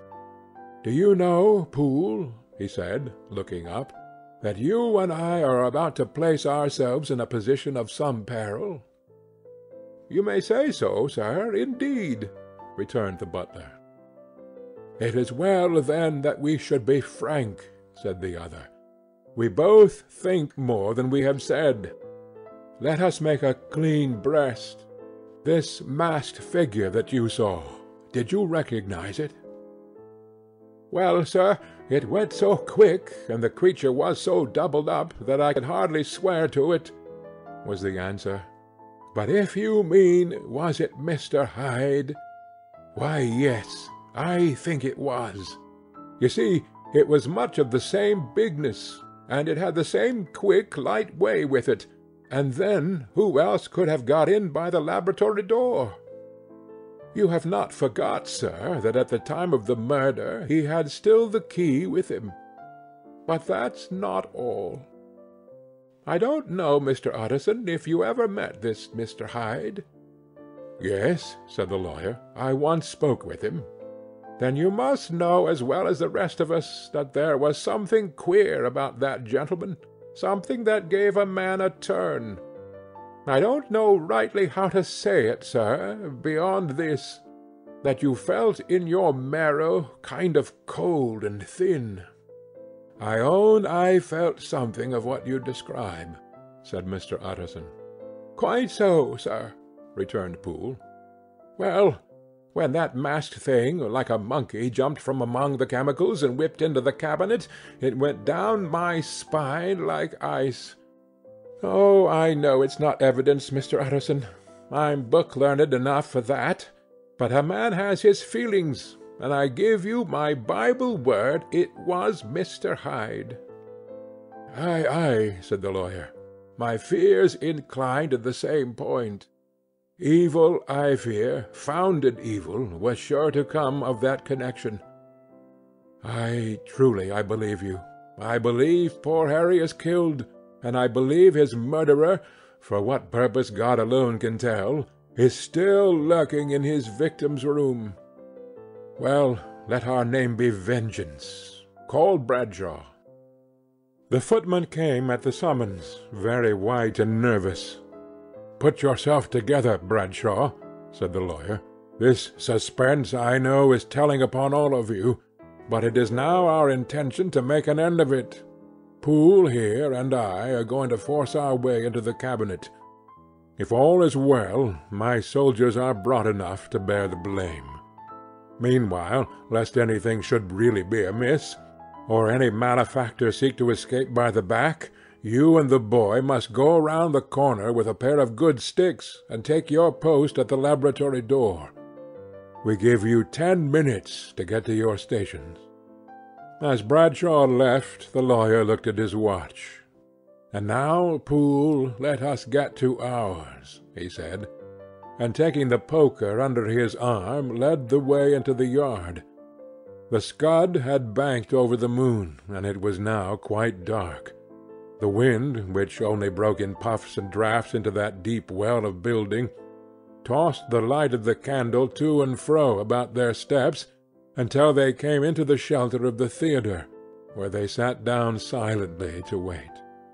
London hummed solemnly all around, but nearer at hand the stillness was only broken by the sounds of a footfall moving to and fro along the cabinet floor. "So it will walk all day, sir," whispered Poole. "Aye, and the better part of the night. Only when a new sample comes from the chemist there's a bit of a break. Ah, it's an ill conscience that's such an enemy to rest. Oh, sir, there's blood foully shed in every step of it. But hark again a little closer. Put your heart in your ears, Mr. Utterson, and tell me, is that the doctor's foot?" The steps fell lightly and oddly, with a certain swing, for they all went so slowly. It was different indeed from the heavy creaking tread of Henry Jekyll. Utterson sighed. "Is there never anything else?" he asked. Poole nodded. "Once," he said, "once I heard it weeping." "Weeping? How that?" said the lawyer, conscious of a sudden chill of horror. "Weeping like a woman or a lost soul," said the butler. "I came away with that upon my heart that I could have wept too." But now the 10 minutes drew to an end. Poole disinterred the axe from under a stack of packing straw. The candle was set upon the nearest table to light them to the attack, and they drew near with bated breath to where that patient foot was still going up and down in the quiet of the night. "Jekyll," cried Utterson with a loud voice, "I demand to see you." He paused a moment, but there came no reply. "I give you fair warning. Our suspicions are aroused, and I must and shall see you," he resumed. "If not by fair means, then by foul. If not by your consent, then by brute force." "Utterson," said the voice, For God's sake, have mercy." "Ah, that's not Jekyll's voice, it's Hyde's," cried Utterson. "Down with the door, Poole." Poole swung the axe over his shoulder. The blow shook the building, and the red baize door leaped against the lock and hinges. A dismal screech, as of mere animal terror, rang from the cabinet. Up went the axe again, and again the panels crashed and the frame bounded. 4 times the blow fell, but the wood was tough and the fittings were of excellent workmanship, and it was not until the 5th that the lock burst and the wreck of the door fell inwards on the carpet. The besiegers, appalled by their own riot and the stillness that had succeeded, stood back a little and peered in. There lay the cabinet before their eyes in the quiet lamplight. A good fire glowing and chattering on the hearth, the kettle singing its thin strain, a drawer or two open, papers neatly set forth on the business table, and nearer the fire the things laid out for tea. The quietest room, you would have said, and, but for the glazed presses full of chemicals, the most commonplace that night in London. Right in the middle there lay the body of a man, sorely contorted and still twitching. They drew near on tiptoe, turned it on its back, and beheld the face of Edward Hyde. He was dressed in clothes far too large for him, clothes of the doctor's bigness. The cords of his face still moved with a semblance of life, but life was quite gone, and by the crushed phial in the hand, and the strong smell of kernels that hung upon the air, Utterson knew that he was looking on the body of a self-destroyer. "We have come too late," he said sternly, "whether to save or punish. Hyde is gone to his account, and it only remains for us to find the body of your master." The far greater proportion of the building was occupied by the theatre, which filled almost the whole ground story and was lighted from above, and by the cabinet, which formed an upper story at one end and looked upon the court. A corridor joined the theatre to the door on the by-street, and with this the cabinet communicated separately by a second flight of stairs. There were besides a few dark closets and a spacious cellar.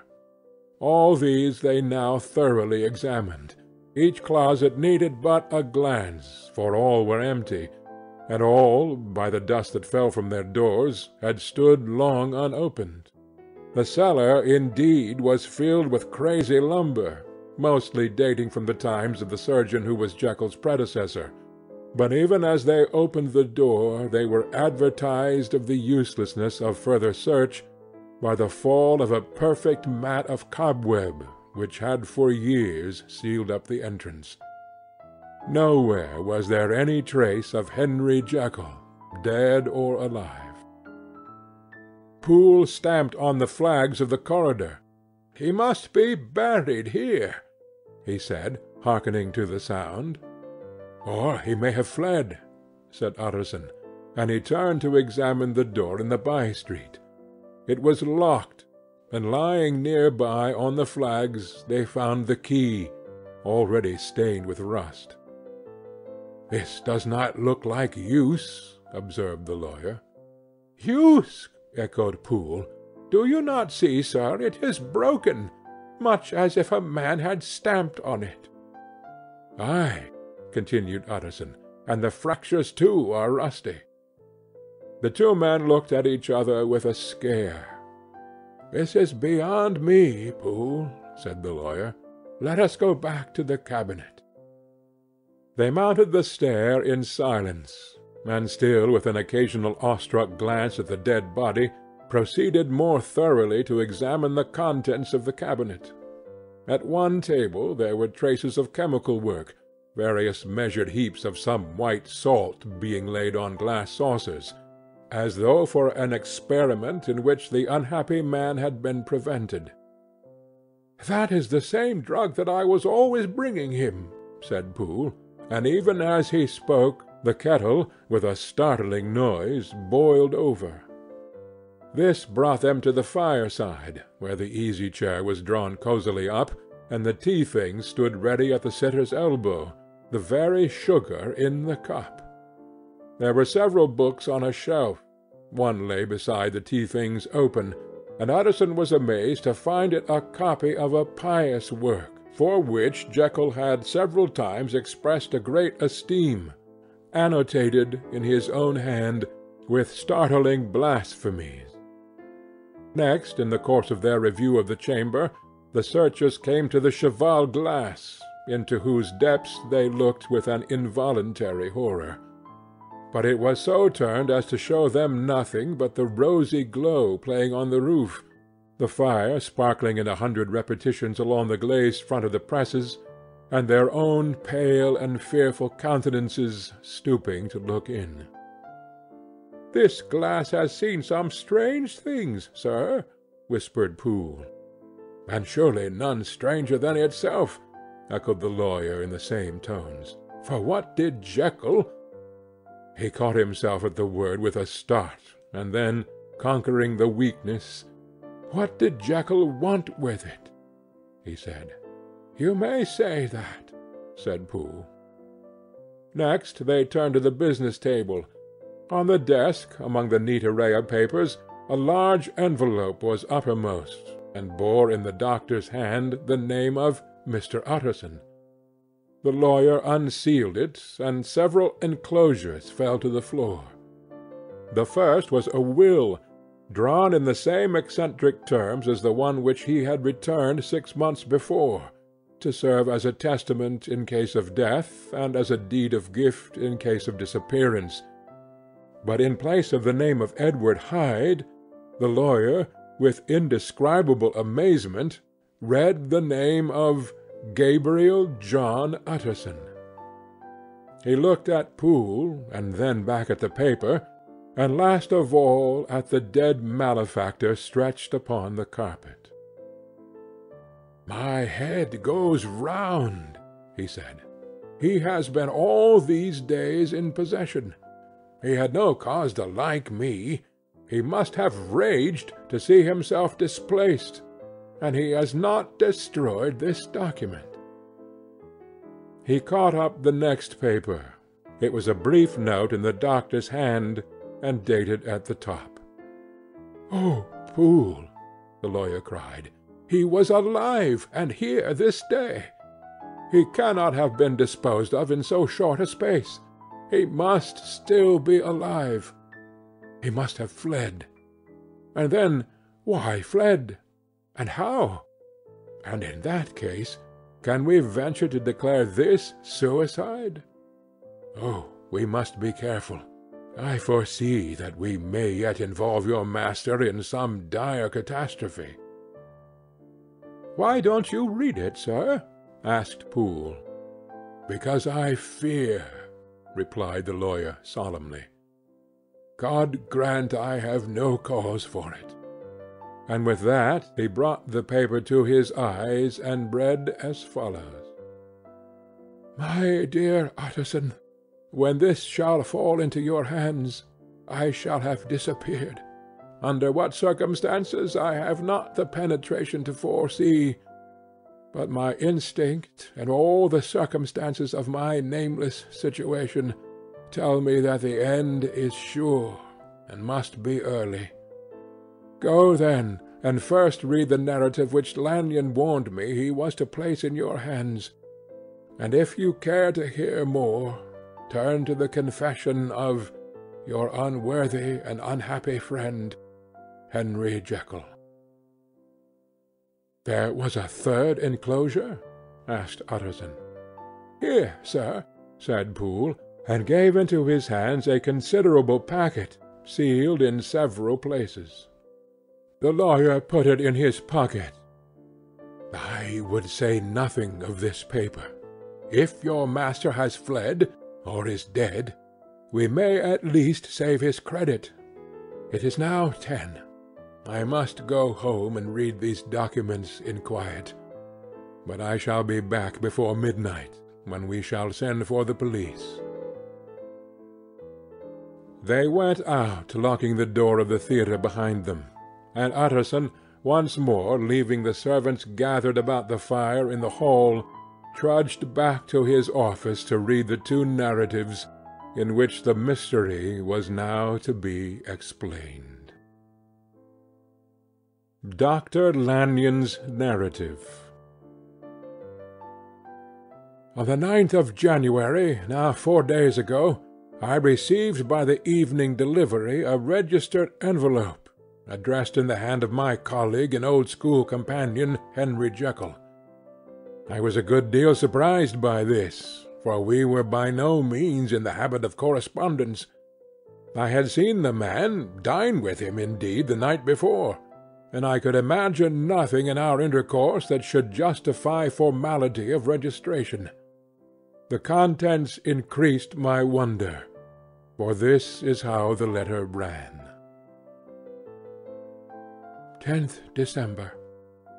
Dr. Lanyon, you are one of my oldest friends, and although we may have differed at times on scientific questions, I cannot remember, at least on my side, any break in our affection. There was never a day when, if you had said to me, "Jekyll, my life, my honor, my reason depend upon you," I would not have sacrificed my left hand to help you.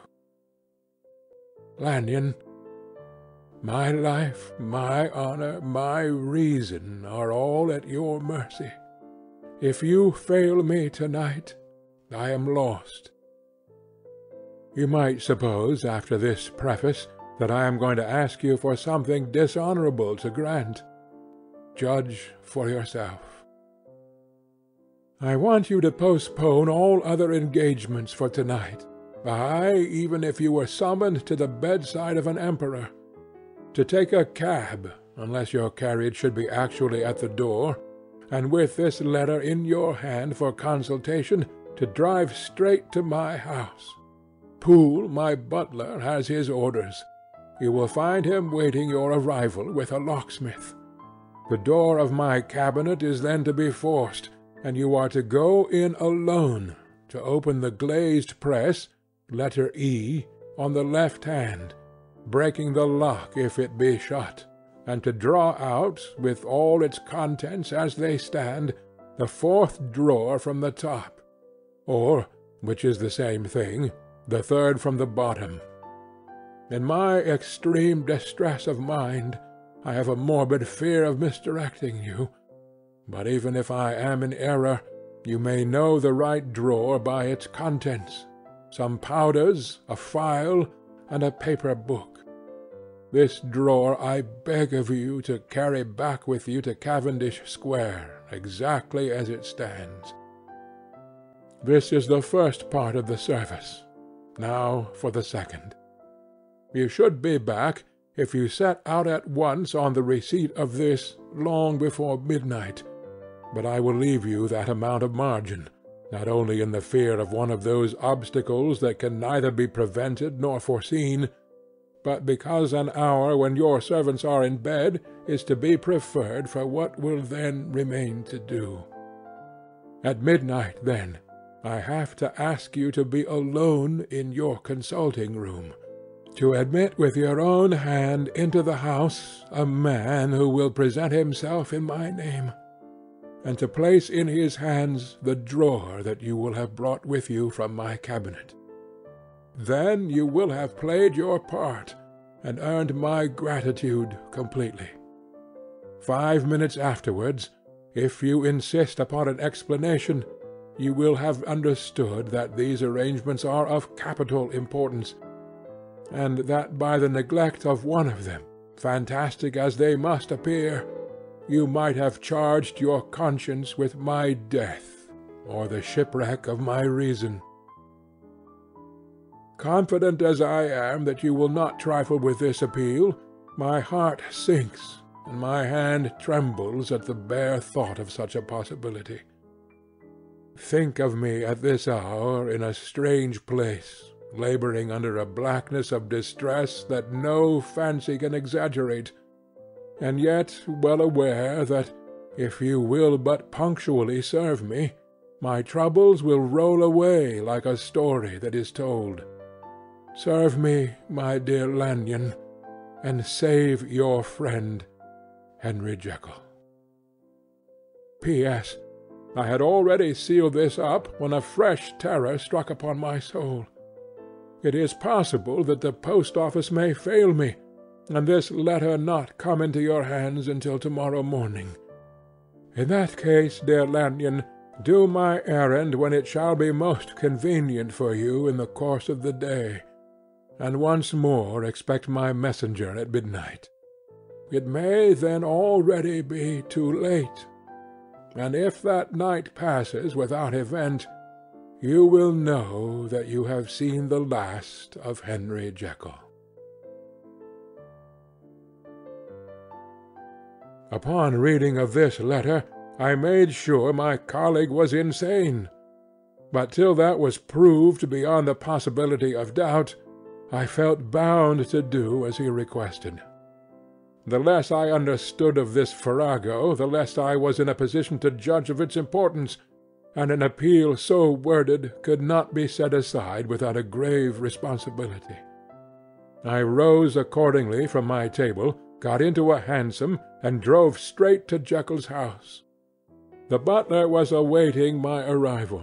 He had received by the same post as mine a registered letter of instruction, and had sent at once for a locksmith and a carpenter. The tradesmen came while we were yet speaking, and we moved in a body to old Dr. Denman's surgical theatre, from which, as you are doubtlessly aware, Jekyll's private cabinet is most conveniently entered. The door was very strong, the lock excellent. The carpenter avowed he would have great trouble and have to do much damage if force were to be used, and the locksmith was near despair. But this last was a handy fellow, and after 2 hours' work the door stood open. The press marked E was unlocked, and I took out the drawer, had it filled up with straw and tied in a sheet, and returned with it to Cavendish Square. Here I proceeded to examine its contents. The powders were neatly enough made up, but not with the nicety of the dispensing chemist, so that it was plain they were of Jekyll's private manufacture, and when I opened one of the wrappers, I found what seemed to me a simple crystalline salt of a white colour. The phial, to which I next turned my attention, might have been about half full of a blood-red liquor, which was highly pungent to the sense of smell, and seemed to me to contain phosphorus and some volatile ether. At the other ingredients I could make no guess. The book was an ordinary version book, and contained little but a series of dates. These covered a period of many years, but I observed that the entries ceased nearly a year ago, and quite abruptly. Here and there a brief remark was appended to a date, usually no more than a single word, double occurring perhaps 6 times in a total of several hundred entries, and once very early in the list, and followed by several marks of exclamation, "Total failure." All this, though it whetted my curiosity, told me little that was definite. Here was a phial of some salt, and the record of a series of experiments that had led, like too many of Jekyll's investigations, to no end of practical usefulness. How could the presence of these articles in my house affect either the honour, the sanity, or the life of my flighty colleague? If his messenger could go to one place, why could he not go to another? And even granting such impediment, why was this gentleman to be received by me in secret? The more I reflected, the more convinced I grew that I was dealing with a case of cerebral disease, and though I dismissed my servants to bed, I loaded an old revolver, that I might be found in some posture of self-defence. 12 o'clock had scarce rung out over London, ere the knocker sounded very gently on the door. I went myself at the summons, and found a small man crouching against the pillars of the portico. "Are you from Dr. Jekyll?" I asked. He told me yes by a constrained gesture, and when I had bidden him enter, he did not obey me without a searching backward glance into the darkness of the square. There was a policeman not far off, advancing with his bull's-eye open, and at the sight I thought my visitor started and made greater haste. These particulars struck me, I confess, disagreeably, and as I followed him into the bright light of the consulting-room, I kept my hand ready on my weapon. Here at last I had a chance of clearly seeing him. I had never set eyes on him before, so much was certain. He was small, as I have said.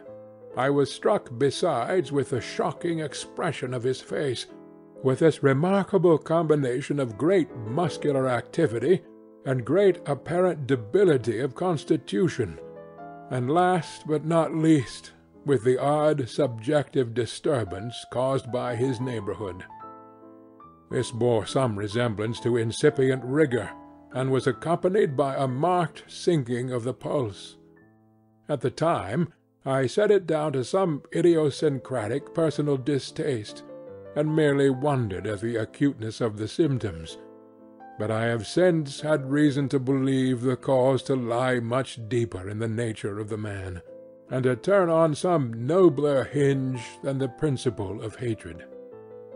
This person, who had thus from the first moment of his entrance struck in me what I can only describe as a disgustful curiosity, was dressed in a fashion that would have made an ordinary person laughable.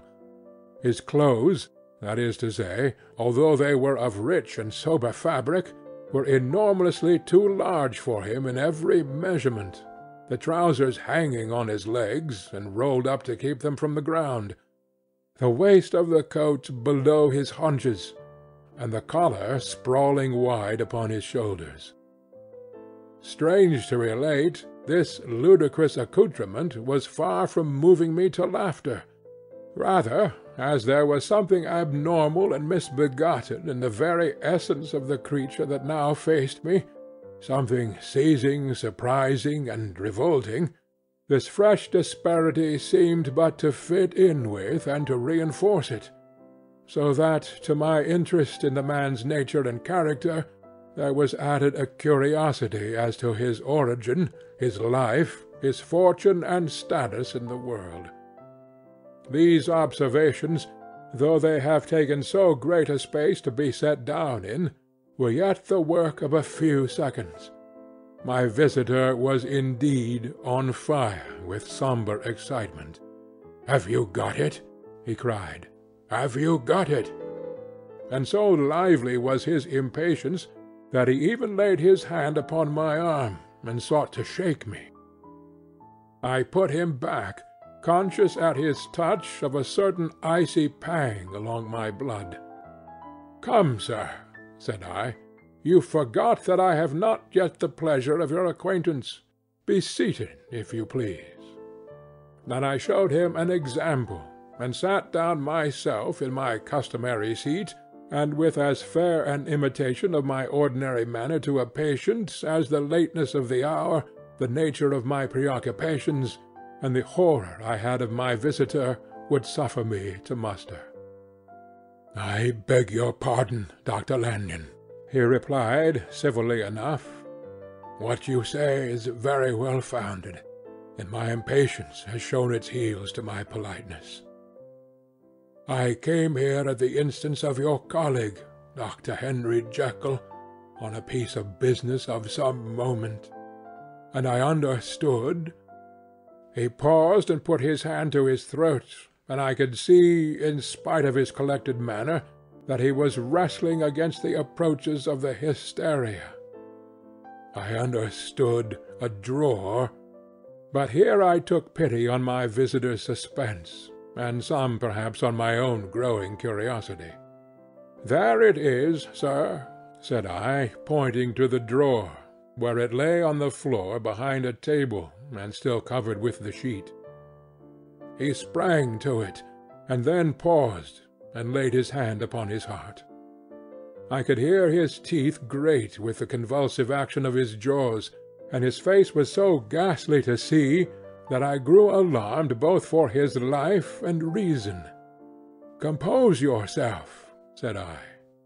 He turned a dreadful smile to me, and, as if with the decision of despair, plucked away the sheet. At sight of the contents he uttered one loud sob of such immense relief that I sat petrified, and the next moment, in a voice that was already fairly well under control, "Have you a graduated glass?" he asked. I rose from my place with something of an effort, and gave him what he asked. He thanked me with a smiling nod, measured out a few minims of the red tincture, and added one of the powders. The mixture, which was at first a reddish hue, began, in proportion as the crystals melted, to brighten in colour, to effervesce audibly, and to throw off small fumes of vapour. Suddenly, and at the same moment, the ebullition ceased, and the compound changed to a dark purple, which faded again more slowly to a watery green. My visitor, who had watched these metamorphoses with a keen eye, smiled, set down the glass upon the table, and then turned and looked upon me with an air of scrutiny. "And now," said he, "to settle what remains. Will you be wise? Will you be guided? Will you suffer me to take this glass in my hand, and to go forth from your house without further parley? Or has the greed of curiosity too much command of you? Think before you answer, for it shall be done as you decide.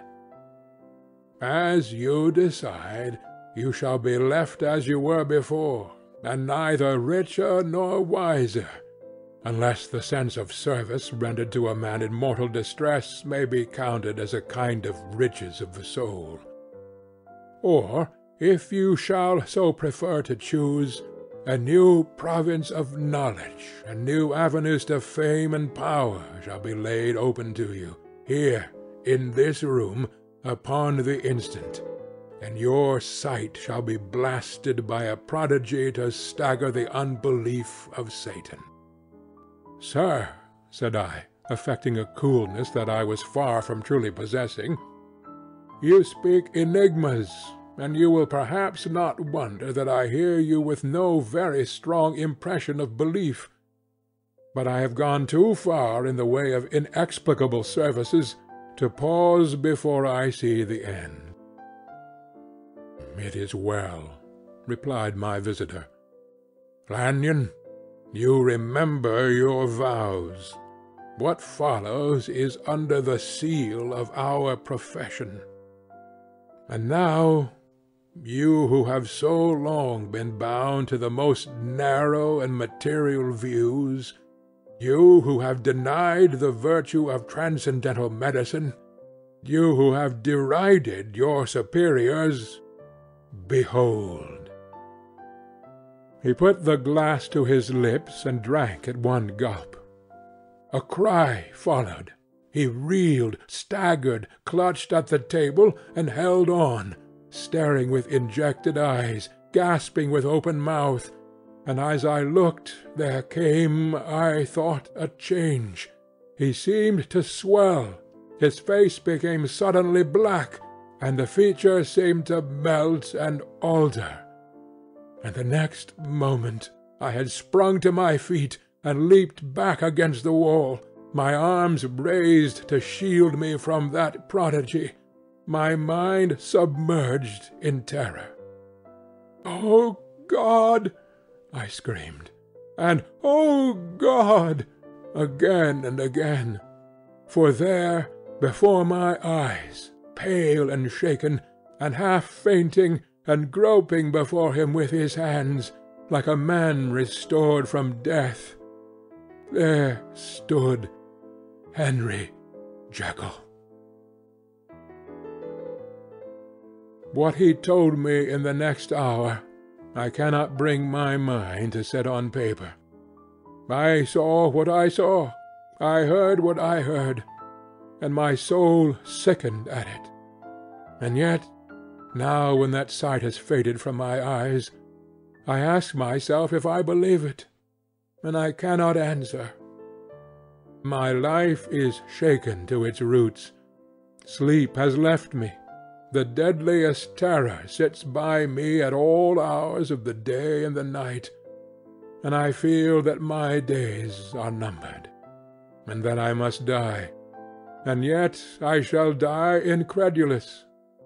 As for the moral turpitude that man unveiled to me, even with tears of penitence, I cannot, even in memory, dwell on it without a start of horror.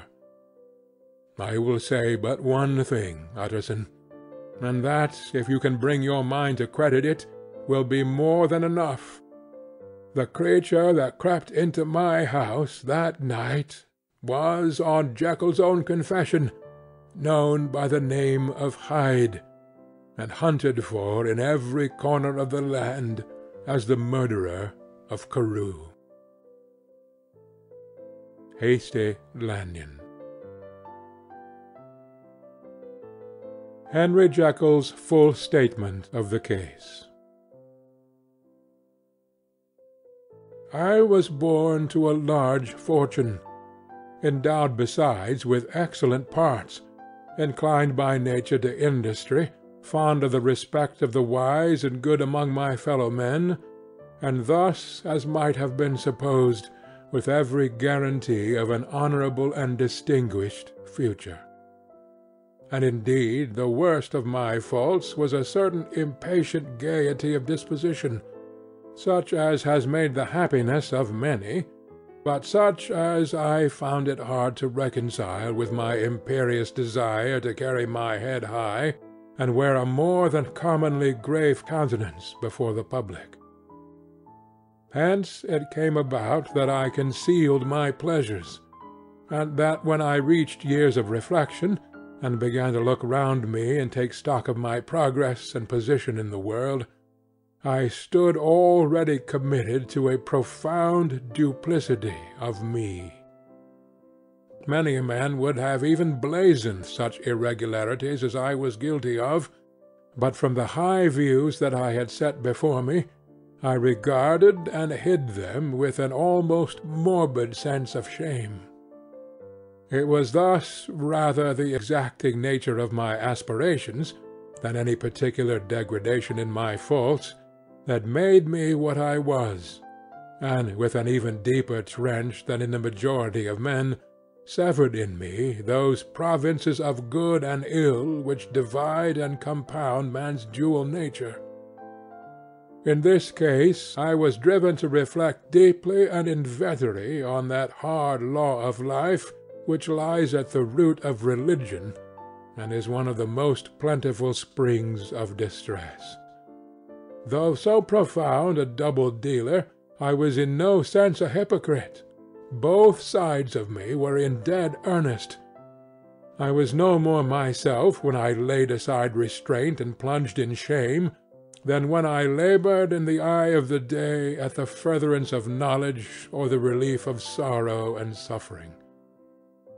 And it chanced that the direction of my scientific studies, which led wholly towards the mystic and the transcendental, reacted and shed a strong light on this consciousness of the perennial war among my members.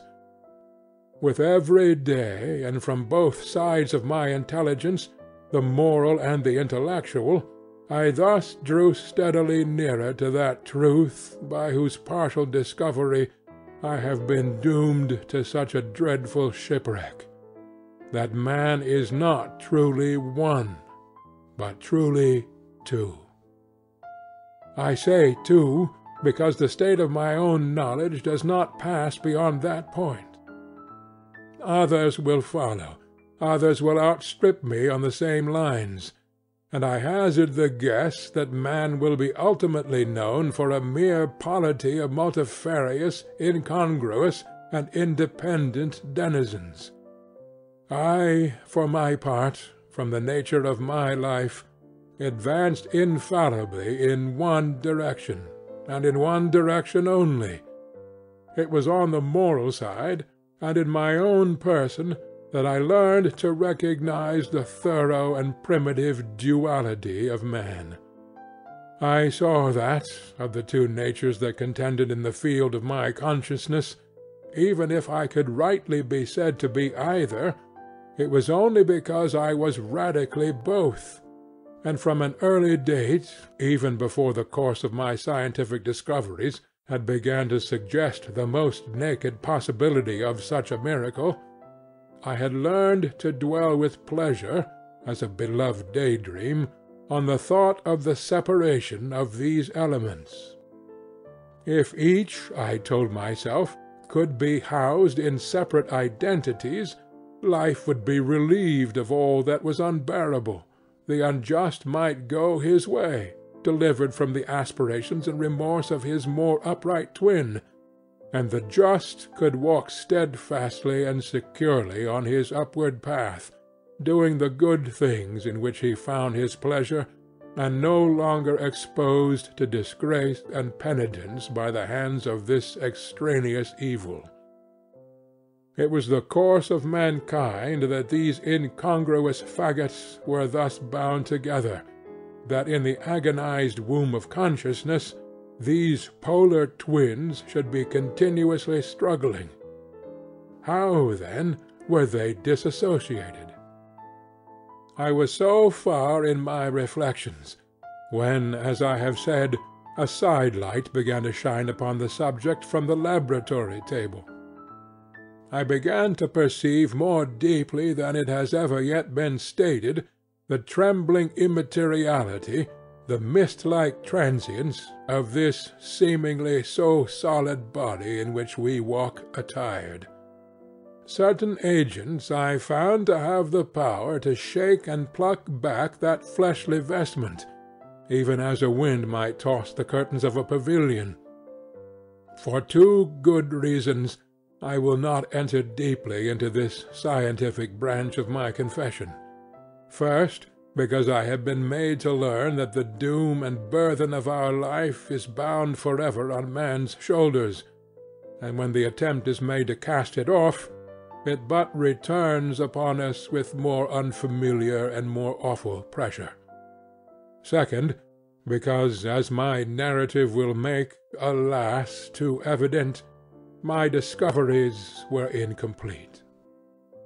Enough, then, that I not only recognized my natural body from the mere aura and effulgence of certain of the powers that made up my spirit, but managed to compound a drug by which these powers should be dethroned from their supremacy, and a second form and countenance substituted, none the less natural to me because they were the expression and bore the stamp of lower elements in my soul.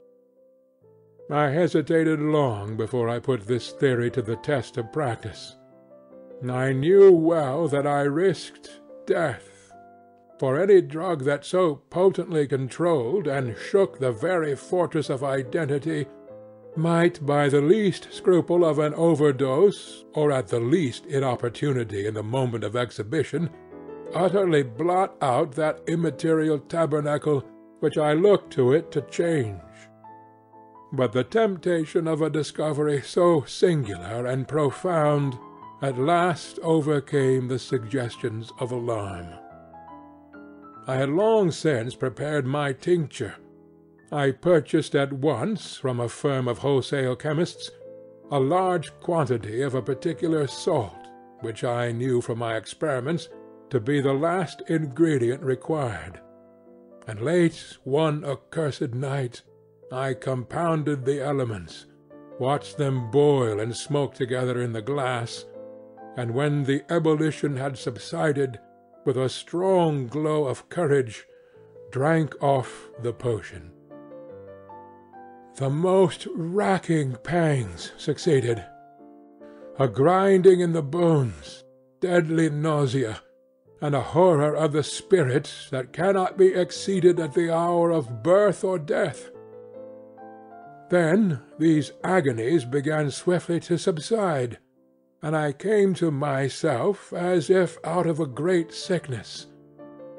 There was something strange in my sensations, something indescribably new, and from its very novelty incredibly sweet. I felt younger, lighter, happier in body.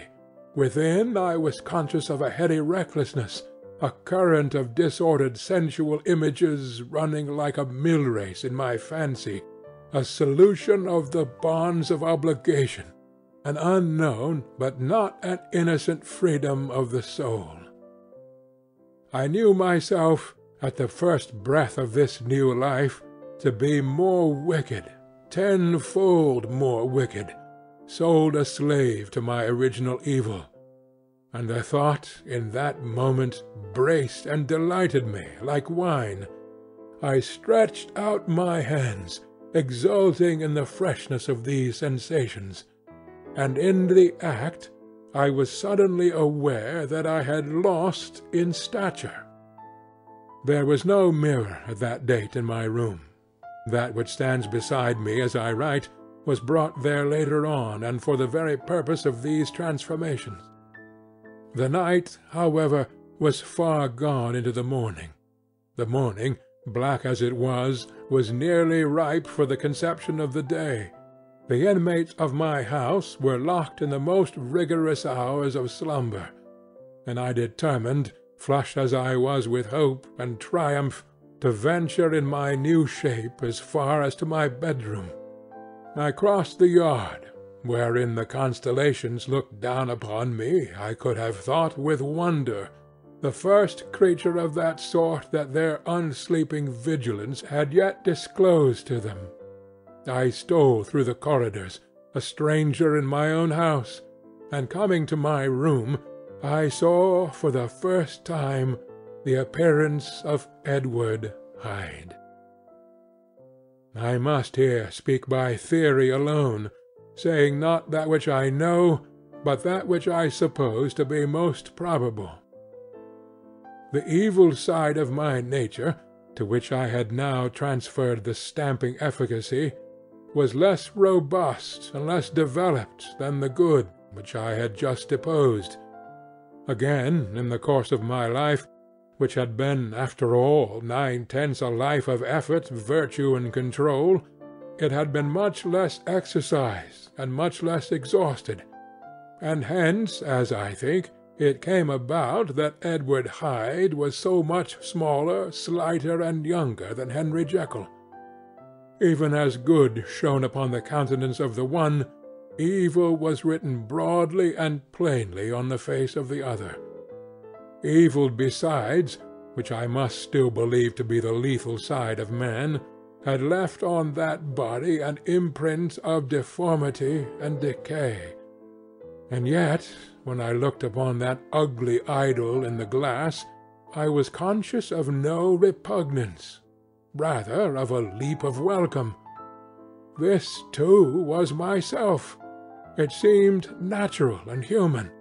In my eyes, it bore a livelier image of the spirit.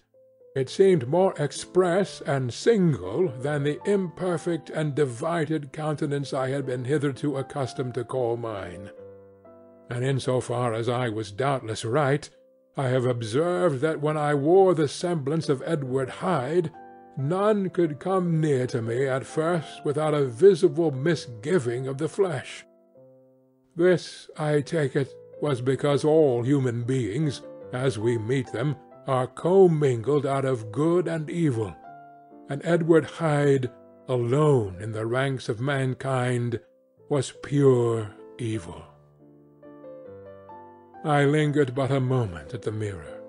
The second and conclusive experiment had yet to be attempted. It yet remained to be seen if I had lost my identity beyond redemption, and must flee before daylight from a house that was no longer mine.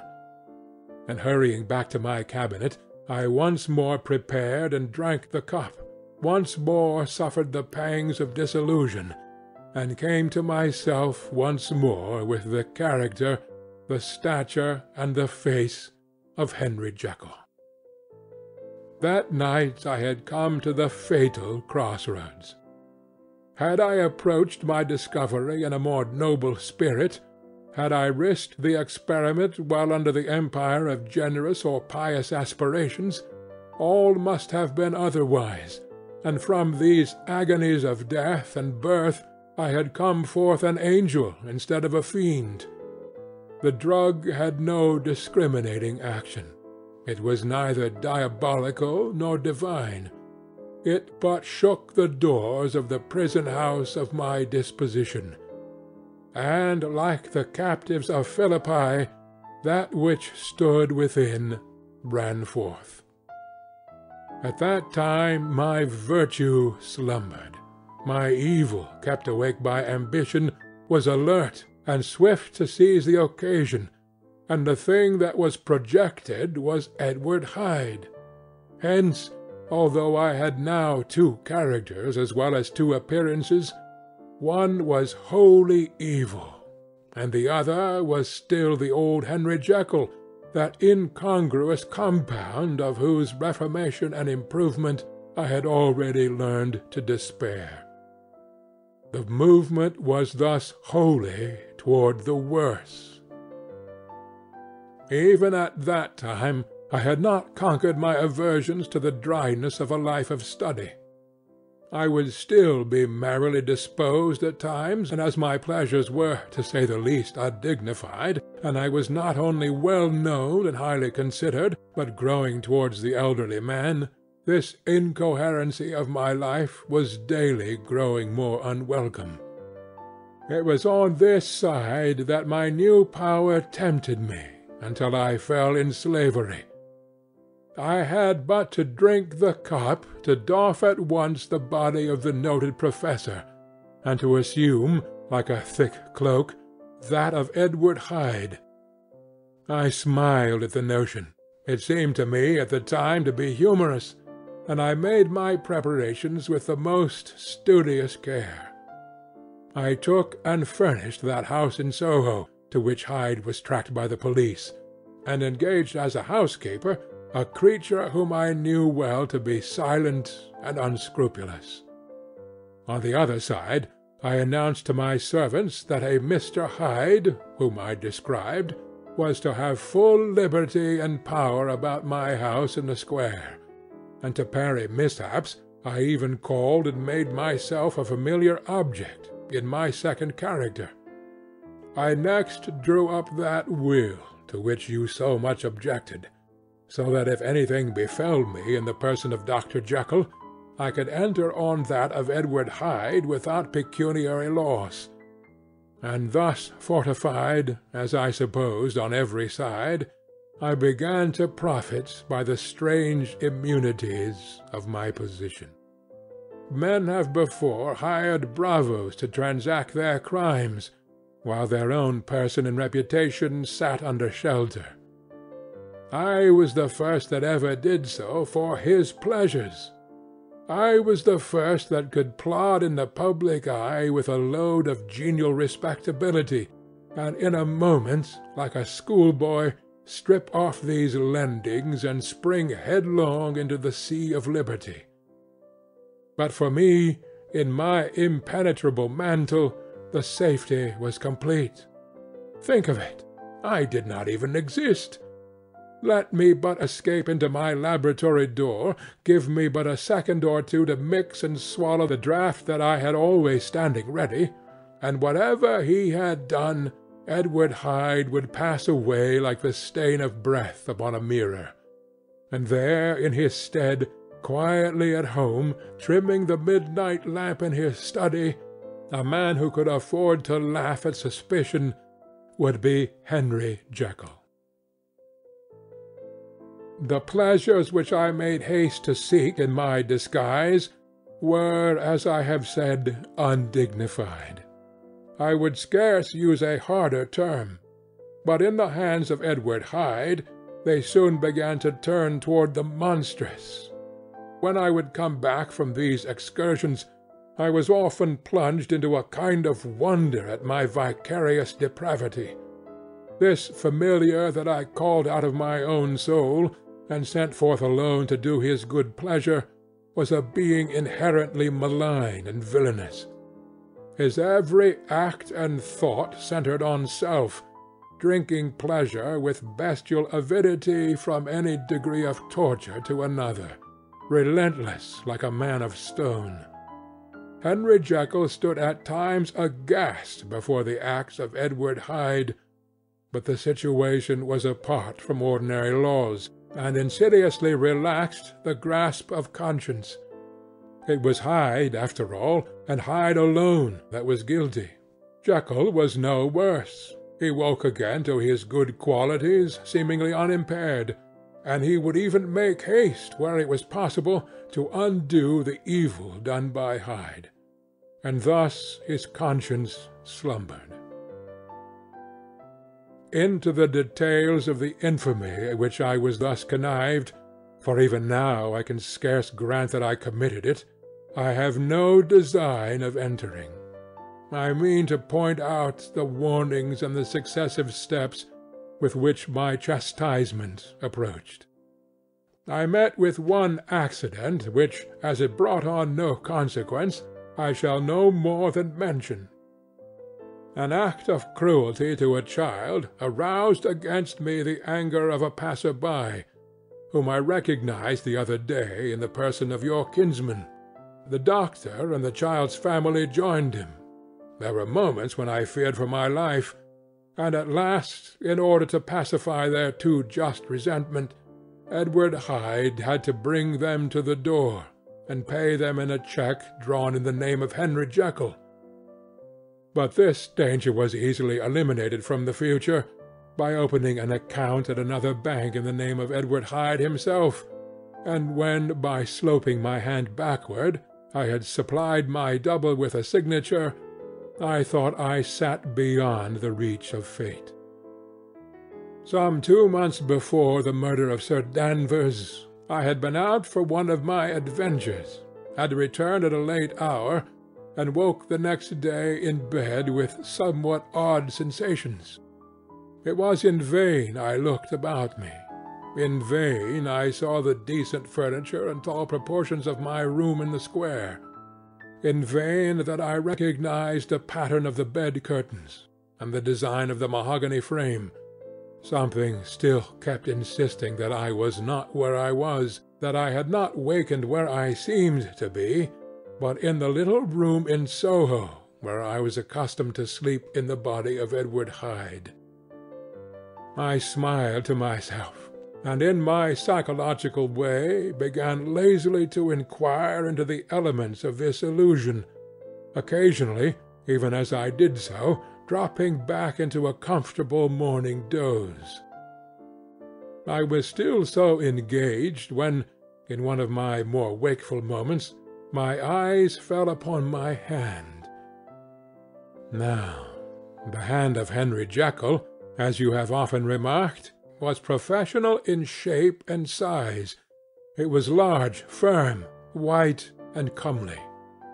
But the hand which I now saw, clearly enough in the yellow light of a mid-London morning, lying half shut on the bedclothes, was lean, corder, knuckly, of a dusky pallor, and thickly shaded with a swart growth of hair.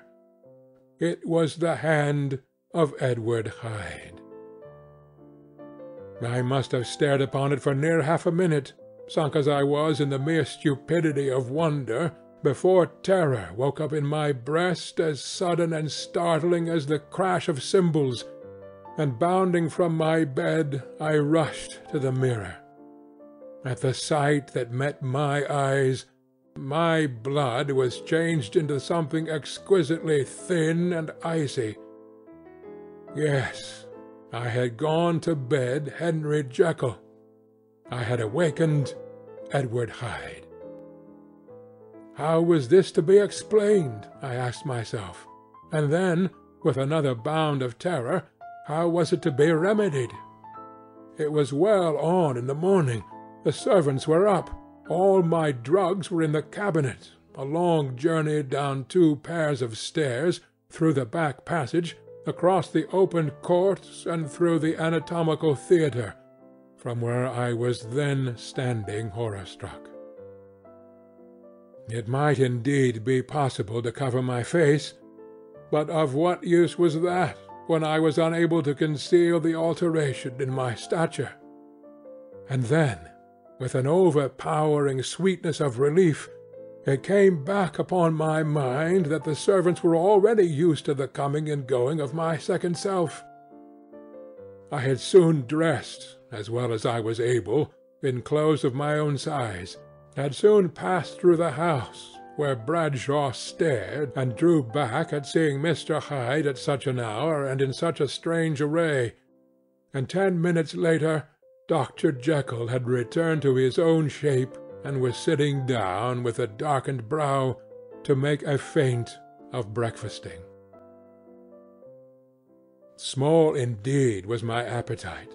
This inexplicable incident, this reversal of my previous experience, seemed, like the Babylonian finger on the wall, to be spelling out the letters of my judgment, and I began to reflect more seriously than ever before on the issues and possibilities of my double existence.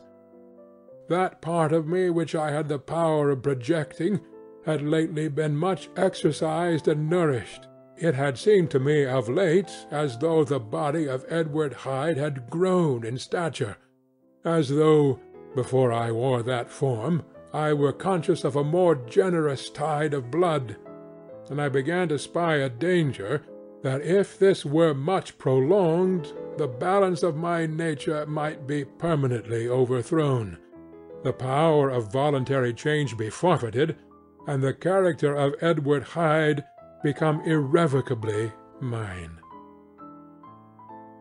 The power of the drug had not been always equally displayed. Once, very early in my career, it had totally failed me. Since then I had been obliged on more than one occasion to double, and once with infinite risk of death to treble the amount. And these rare uncertainties had cast hitherto the sole shadow on my contentment. Now, however, and in the light of that morning's accident, I was led to remark that, whereas in the beginning the difficulty had been to throw off the body of Jekyll, it had of late gradually but decidedly transferred itself to the other side. All things therefore seemed to point to this, that I was slowly losing hold of my original and better self, and becoming slowly incorporated with my second and worse. Between these two I now felt I had to choose. My two natures had memory in common, but all other faculties were most unequally shared between them. Jekyll, who was composite, now with the most sensitive apprehensions, now with a greedy gusto, projected and shared in the pleasures and adventures of Hyde. But Hyde was indifferent to Jekyll, or but remembered him as the mountain bandit remembers the cavern in which he conceals himself from pursuit. Jekyll had more than a father's interest. Hyde had more than a son's indifference.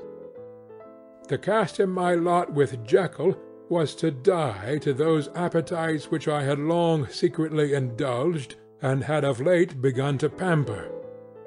To cast it in with Hyde was to die to 1,000 interests and aspirations, and to become, at a blow and forever, despised and friendless.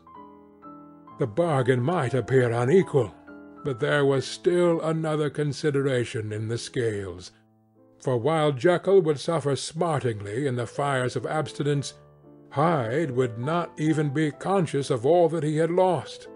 Strange as my circumstances were, the terms of this debate are as old and commonplace as man.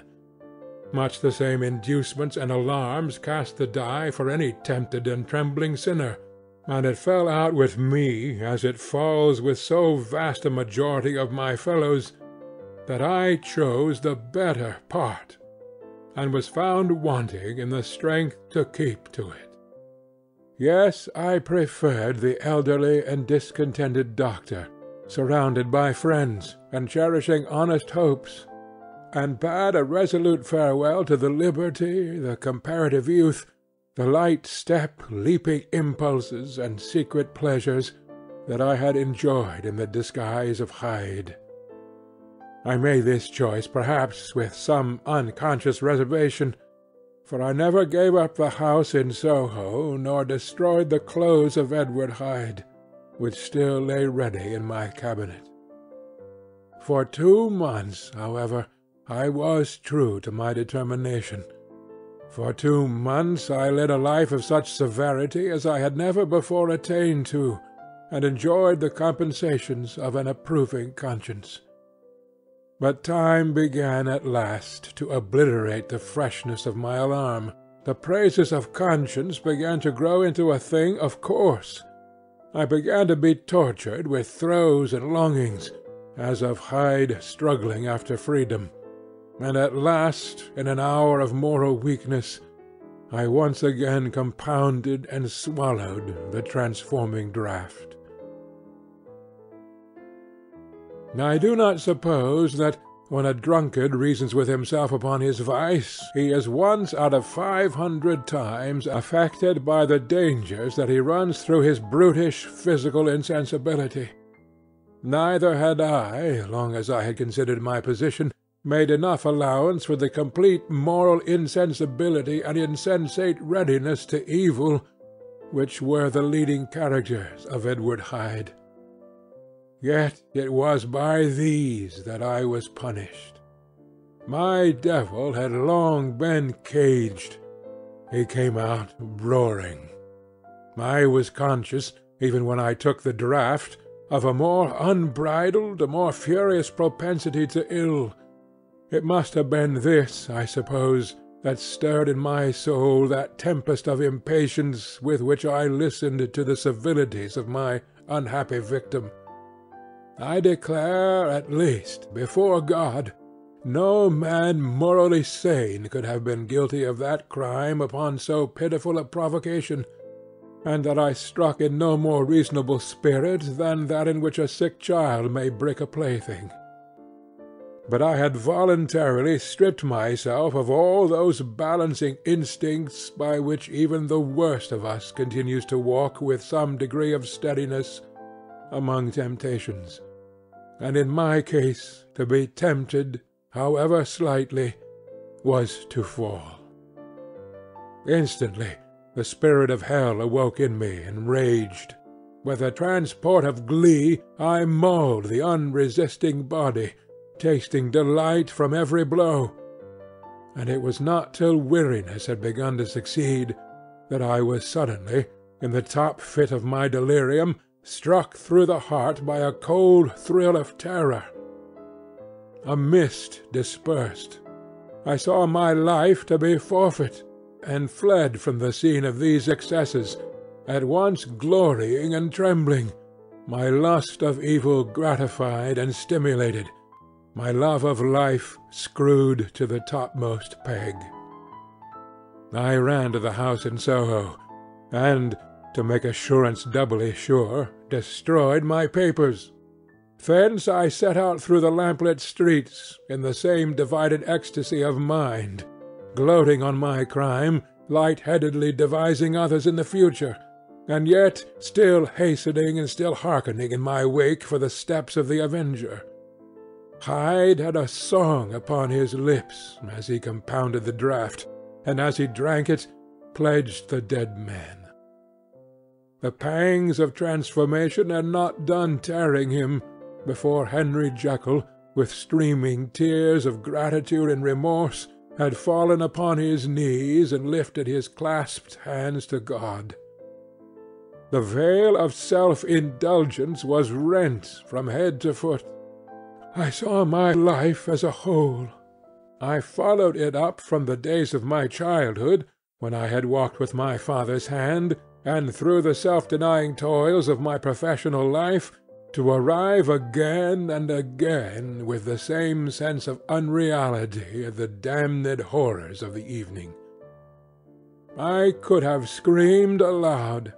I sought with tears and prayers to smother down the crowd of hideous images and sounds with which my memory swarmed against me, and still, between the petitions, the ugly face of my iniquity stared into my soul. As the acuteness of this remorse began to die away, it was succeeded by a sense of joy. The problem of my conduct was solved. Hyde was thenceforth impossible.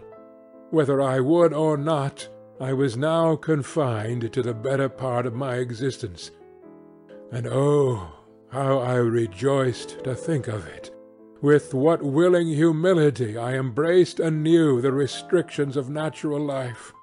With what sincere renunciation I locked the door by which I had so often gone and come, and ground the key under my heel!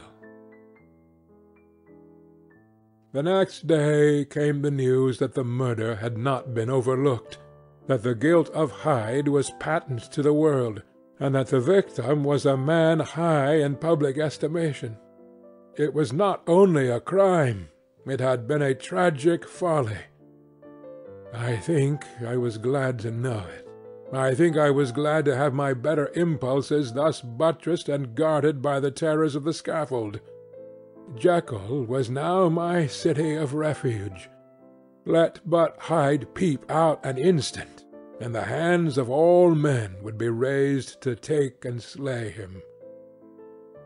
I resolved in my future conduct to redeem the past, and I can say with honesty that my resolve was fruitful of some good. You know yourself how earnestly, in the last days of the last year, I labored to relieve suffering. You know that much was done for others, and that the days passed quietly, almost happily, for myself. Nor can I truly say that I wearied of this beneficent and innocent life. I think instead that I daily enjoyed it more completely. But I was still cursed with my duality of purpose, and as the first edge of my penitence wore off, the lower side of me, so long indulged, so recently chained down, began to growl for license. Not that I dreamed of resuscitating Hyde. The bare idea of that would startle me to frenzy.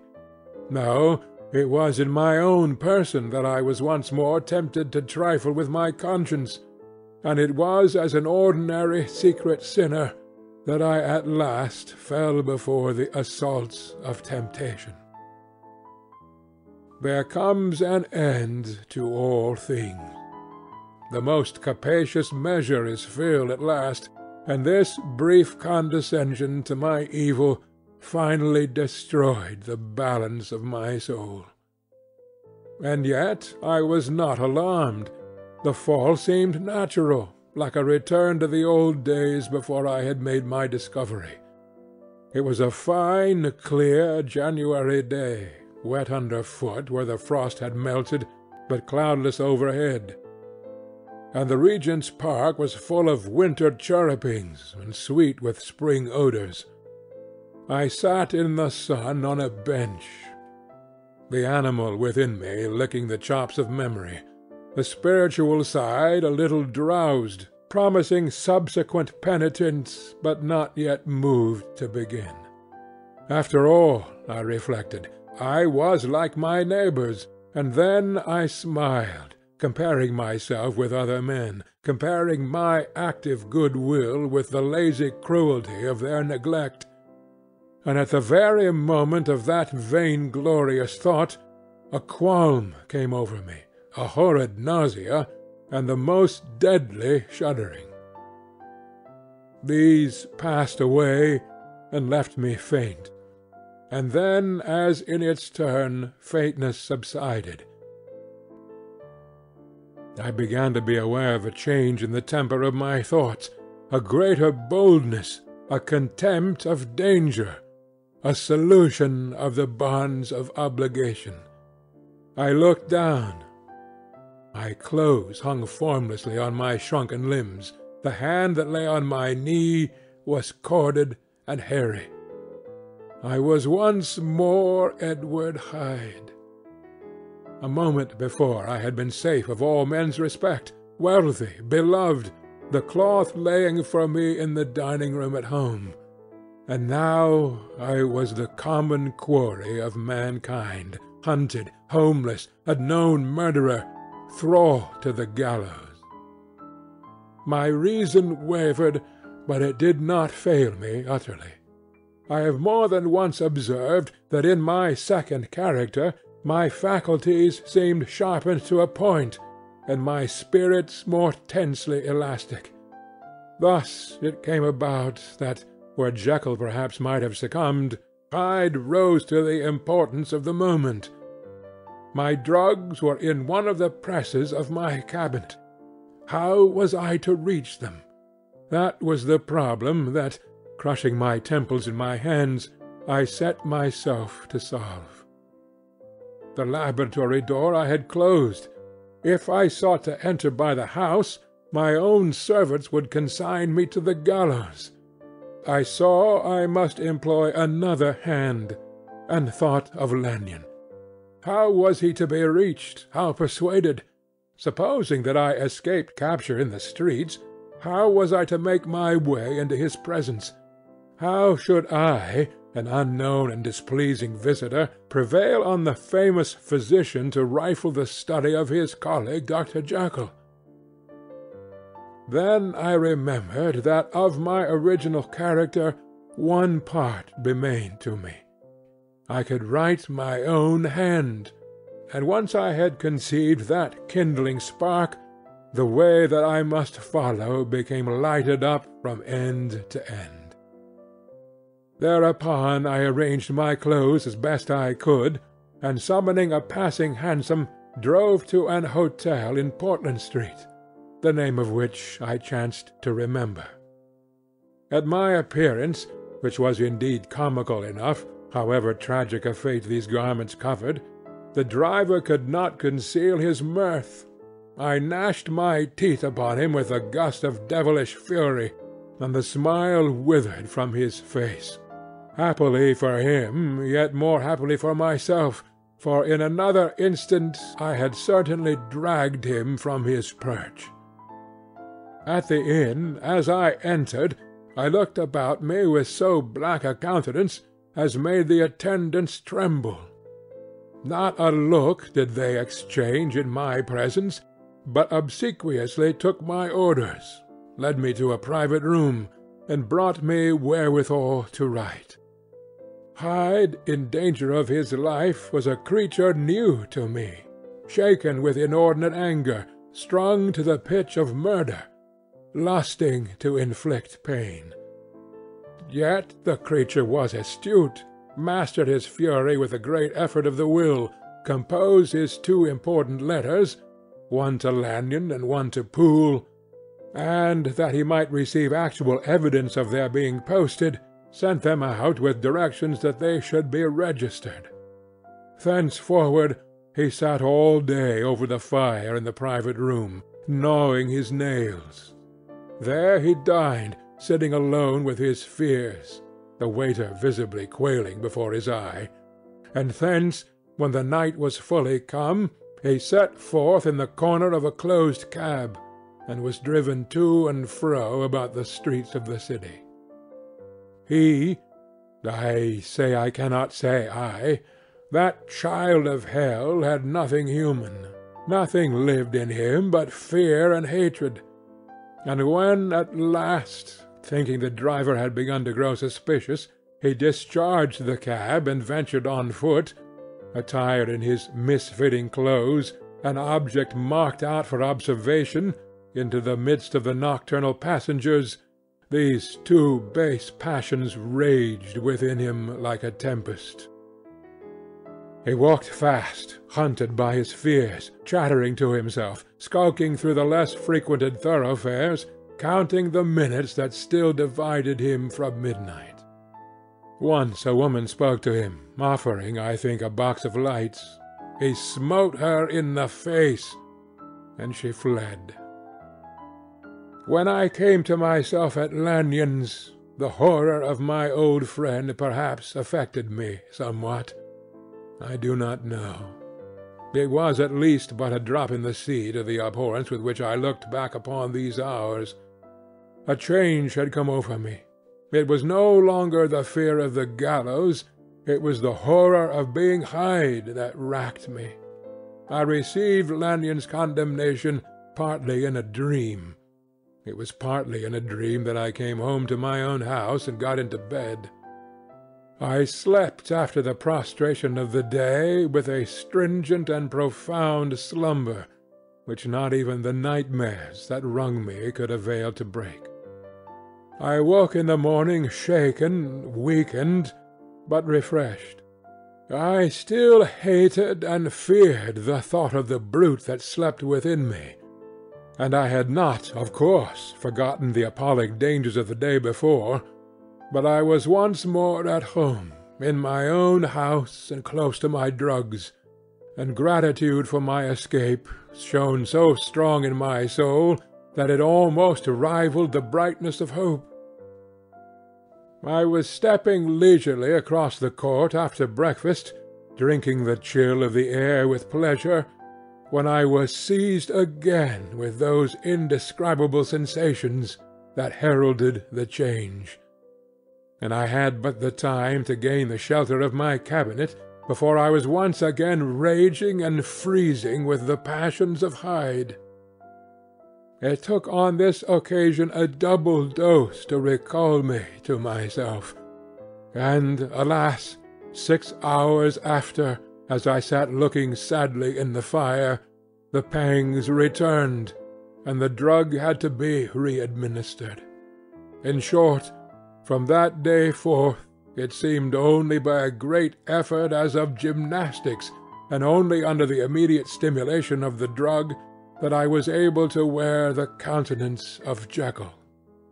At all hours of the day and night I would be taken with a premonitory shudder.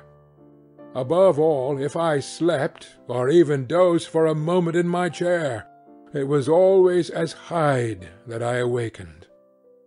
Under the strain of this continually impending doom, and by the sleeplessness to which I now condemned myself, aye, even beyond what I had thought possible to man, I became in my own person a creature eaten up and emptied by fever, languidly weak both in body and mind, and solely occupied by one thought, of my other self. But when I slept, or when the virtue of the medicine wore off, I would leap almost without transition, for the pangs of transformation grew daily less marked, into the possession of a fancy brimming with images of terror, a soul boiling with causeless hatreds, and a body that seemed not strong enough to contain the raging energies of life. The powers of Hyde seemed to have grown with the sickliness of Jekyll, and certainly the hate that now divided them was equal on each side. With Jekyll it was a thing of vital instinct. He now had seen the full deformity of that creature that shared with him some of the phenomena of consciousness, and was co-heir with him to death. And beyond these links of community, which in themselves made the most poignant part of his distress, he thought of Hyde, for all his energy of life, as of something not only hellish, but inorganic. This was the shocking thing, that the slime of the pit seemed to utter cries and voices, that the amorphous dust gesticulated and sinned, that what was dead and had no shape should usurp the offices of life.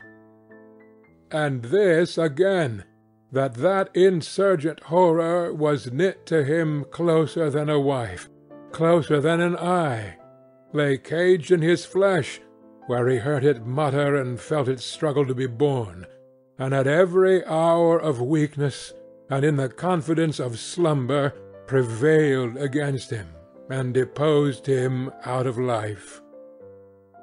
The hatred of Hyde for Jekyll was of a different colour. His terror of the gallows drove him continually to commit temporary suicide, and return to his subordinate station of a part instead of a person. But he loathed the necessity, he loathed the despondency into which Jekyll was now fallen, and he resented the dislike with which he was himself regarded.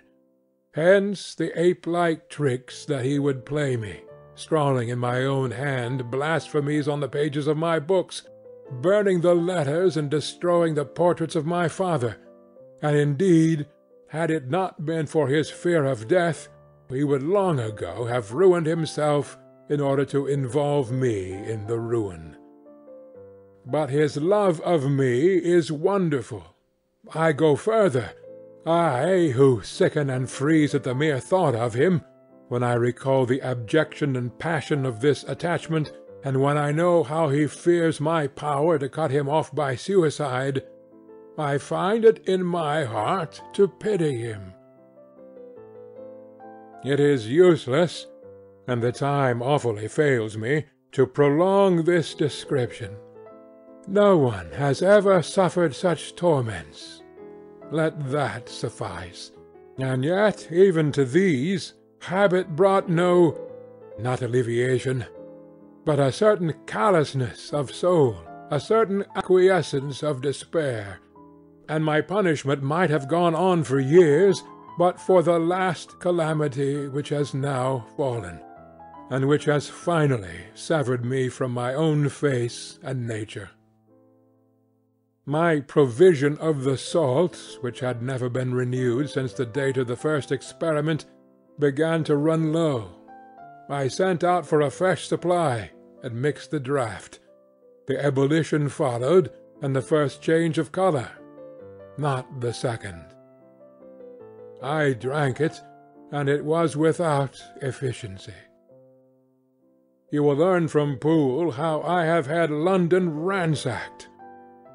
It was in vain, and I am now persuaded that my first supply was impure, and that it was that unknown impurity which lent efficacy to the draught. About a week has passed, and I am now finishing this statement under the influence of the last of the old powders. This, then, is the last time, short of a miracle, that Henry Jekyll can think his own thoughts or see his own face, now how sadly altered, in the glass. Nor must I delay too long to bring my writing to an end, for if my narrative has hitherto escaped destruction, it has been by a combination of great prudence and great good luck. Should the throes of change take me in the act of writing it, Hyde will tear it in pieces. But if some time shall have elapsed after I have laid it by, his wonderful selfishness and circumscription to the moment will probably save it once again from the action of his ape-like spite.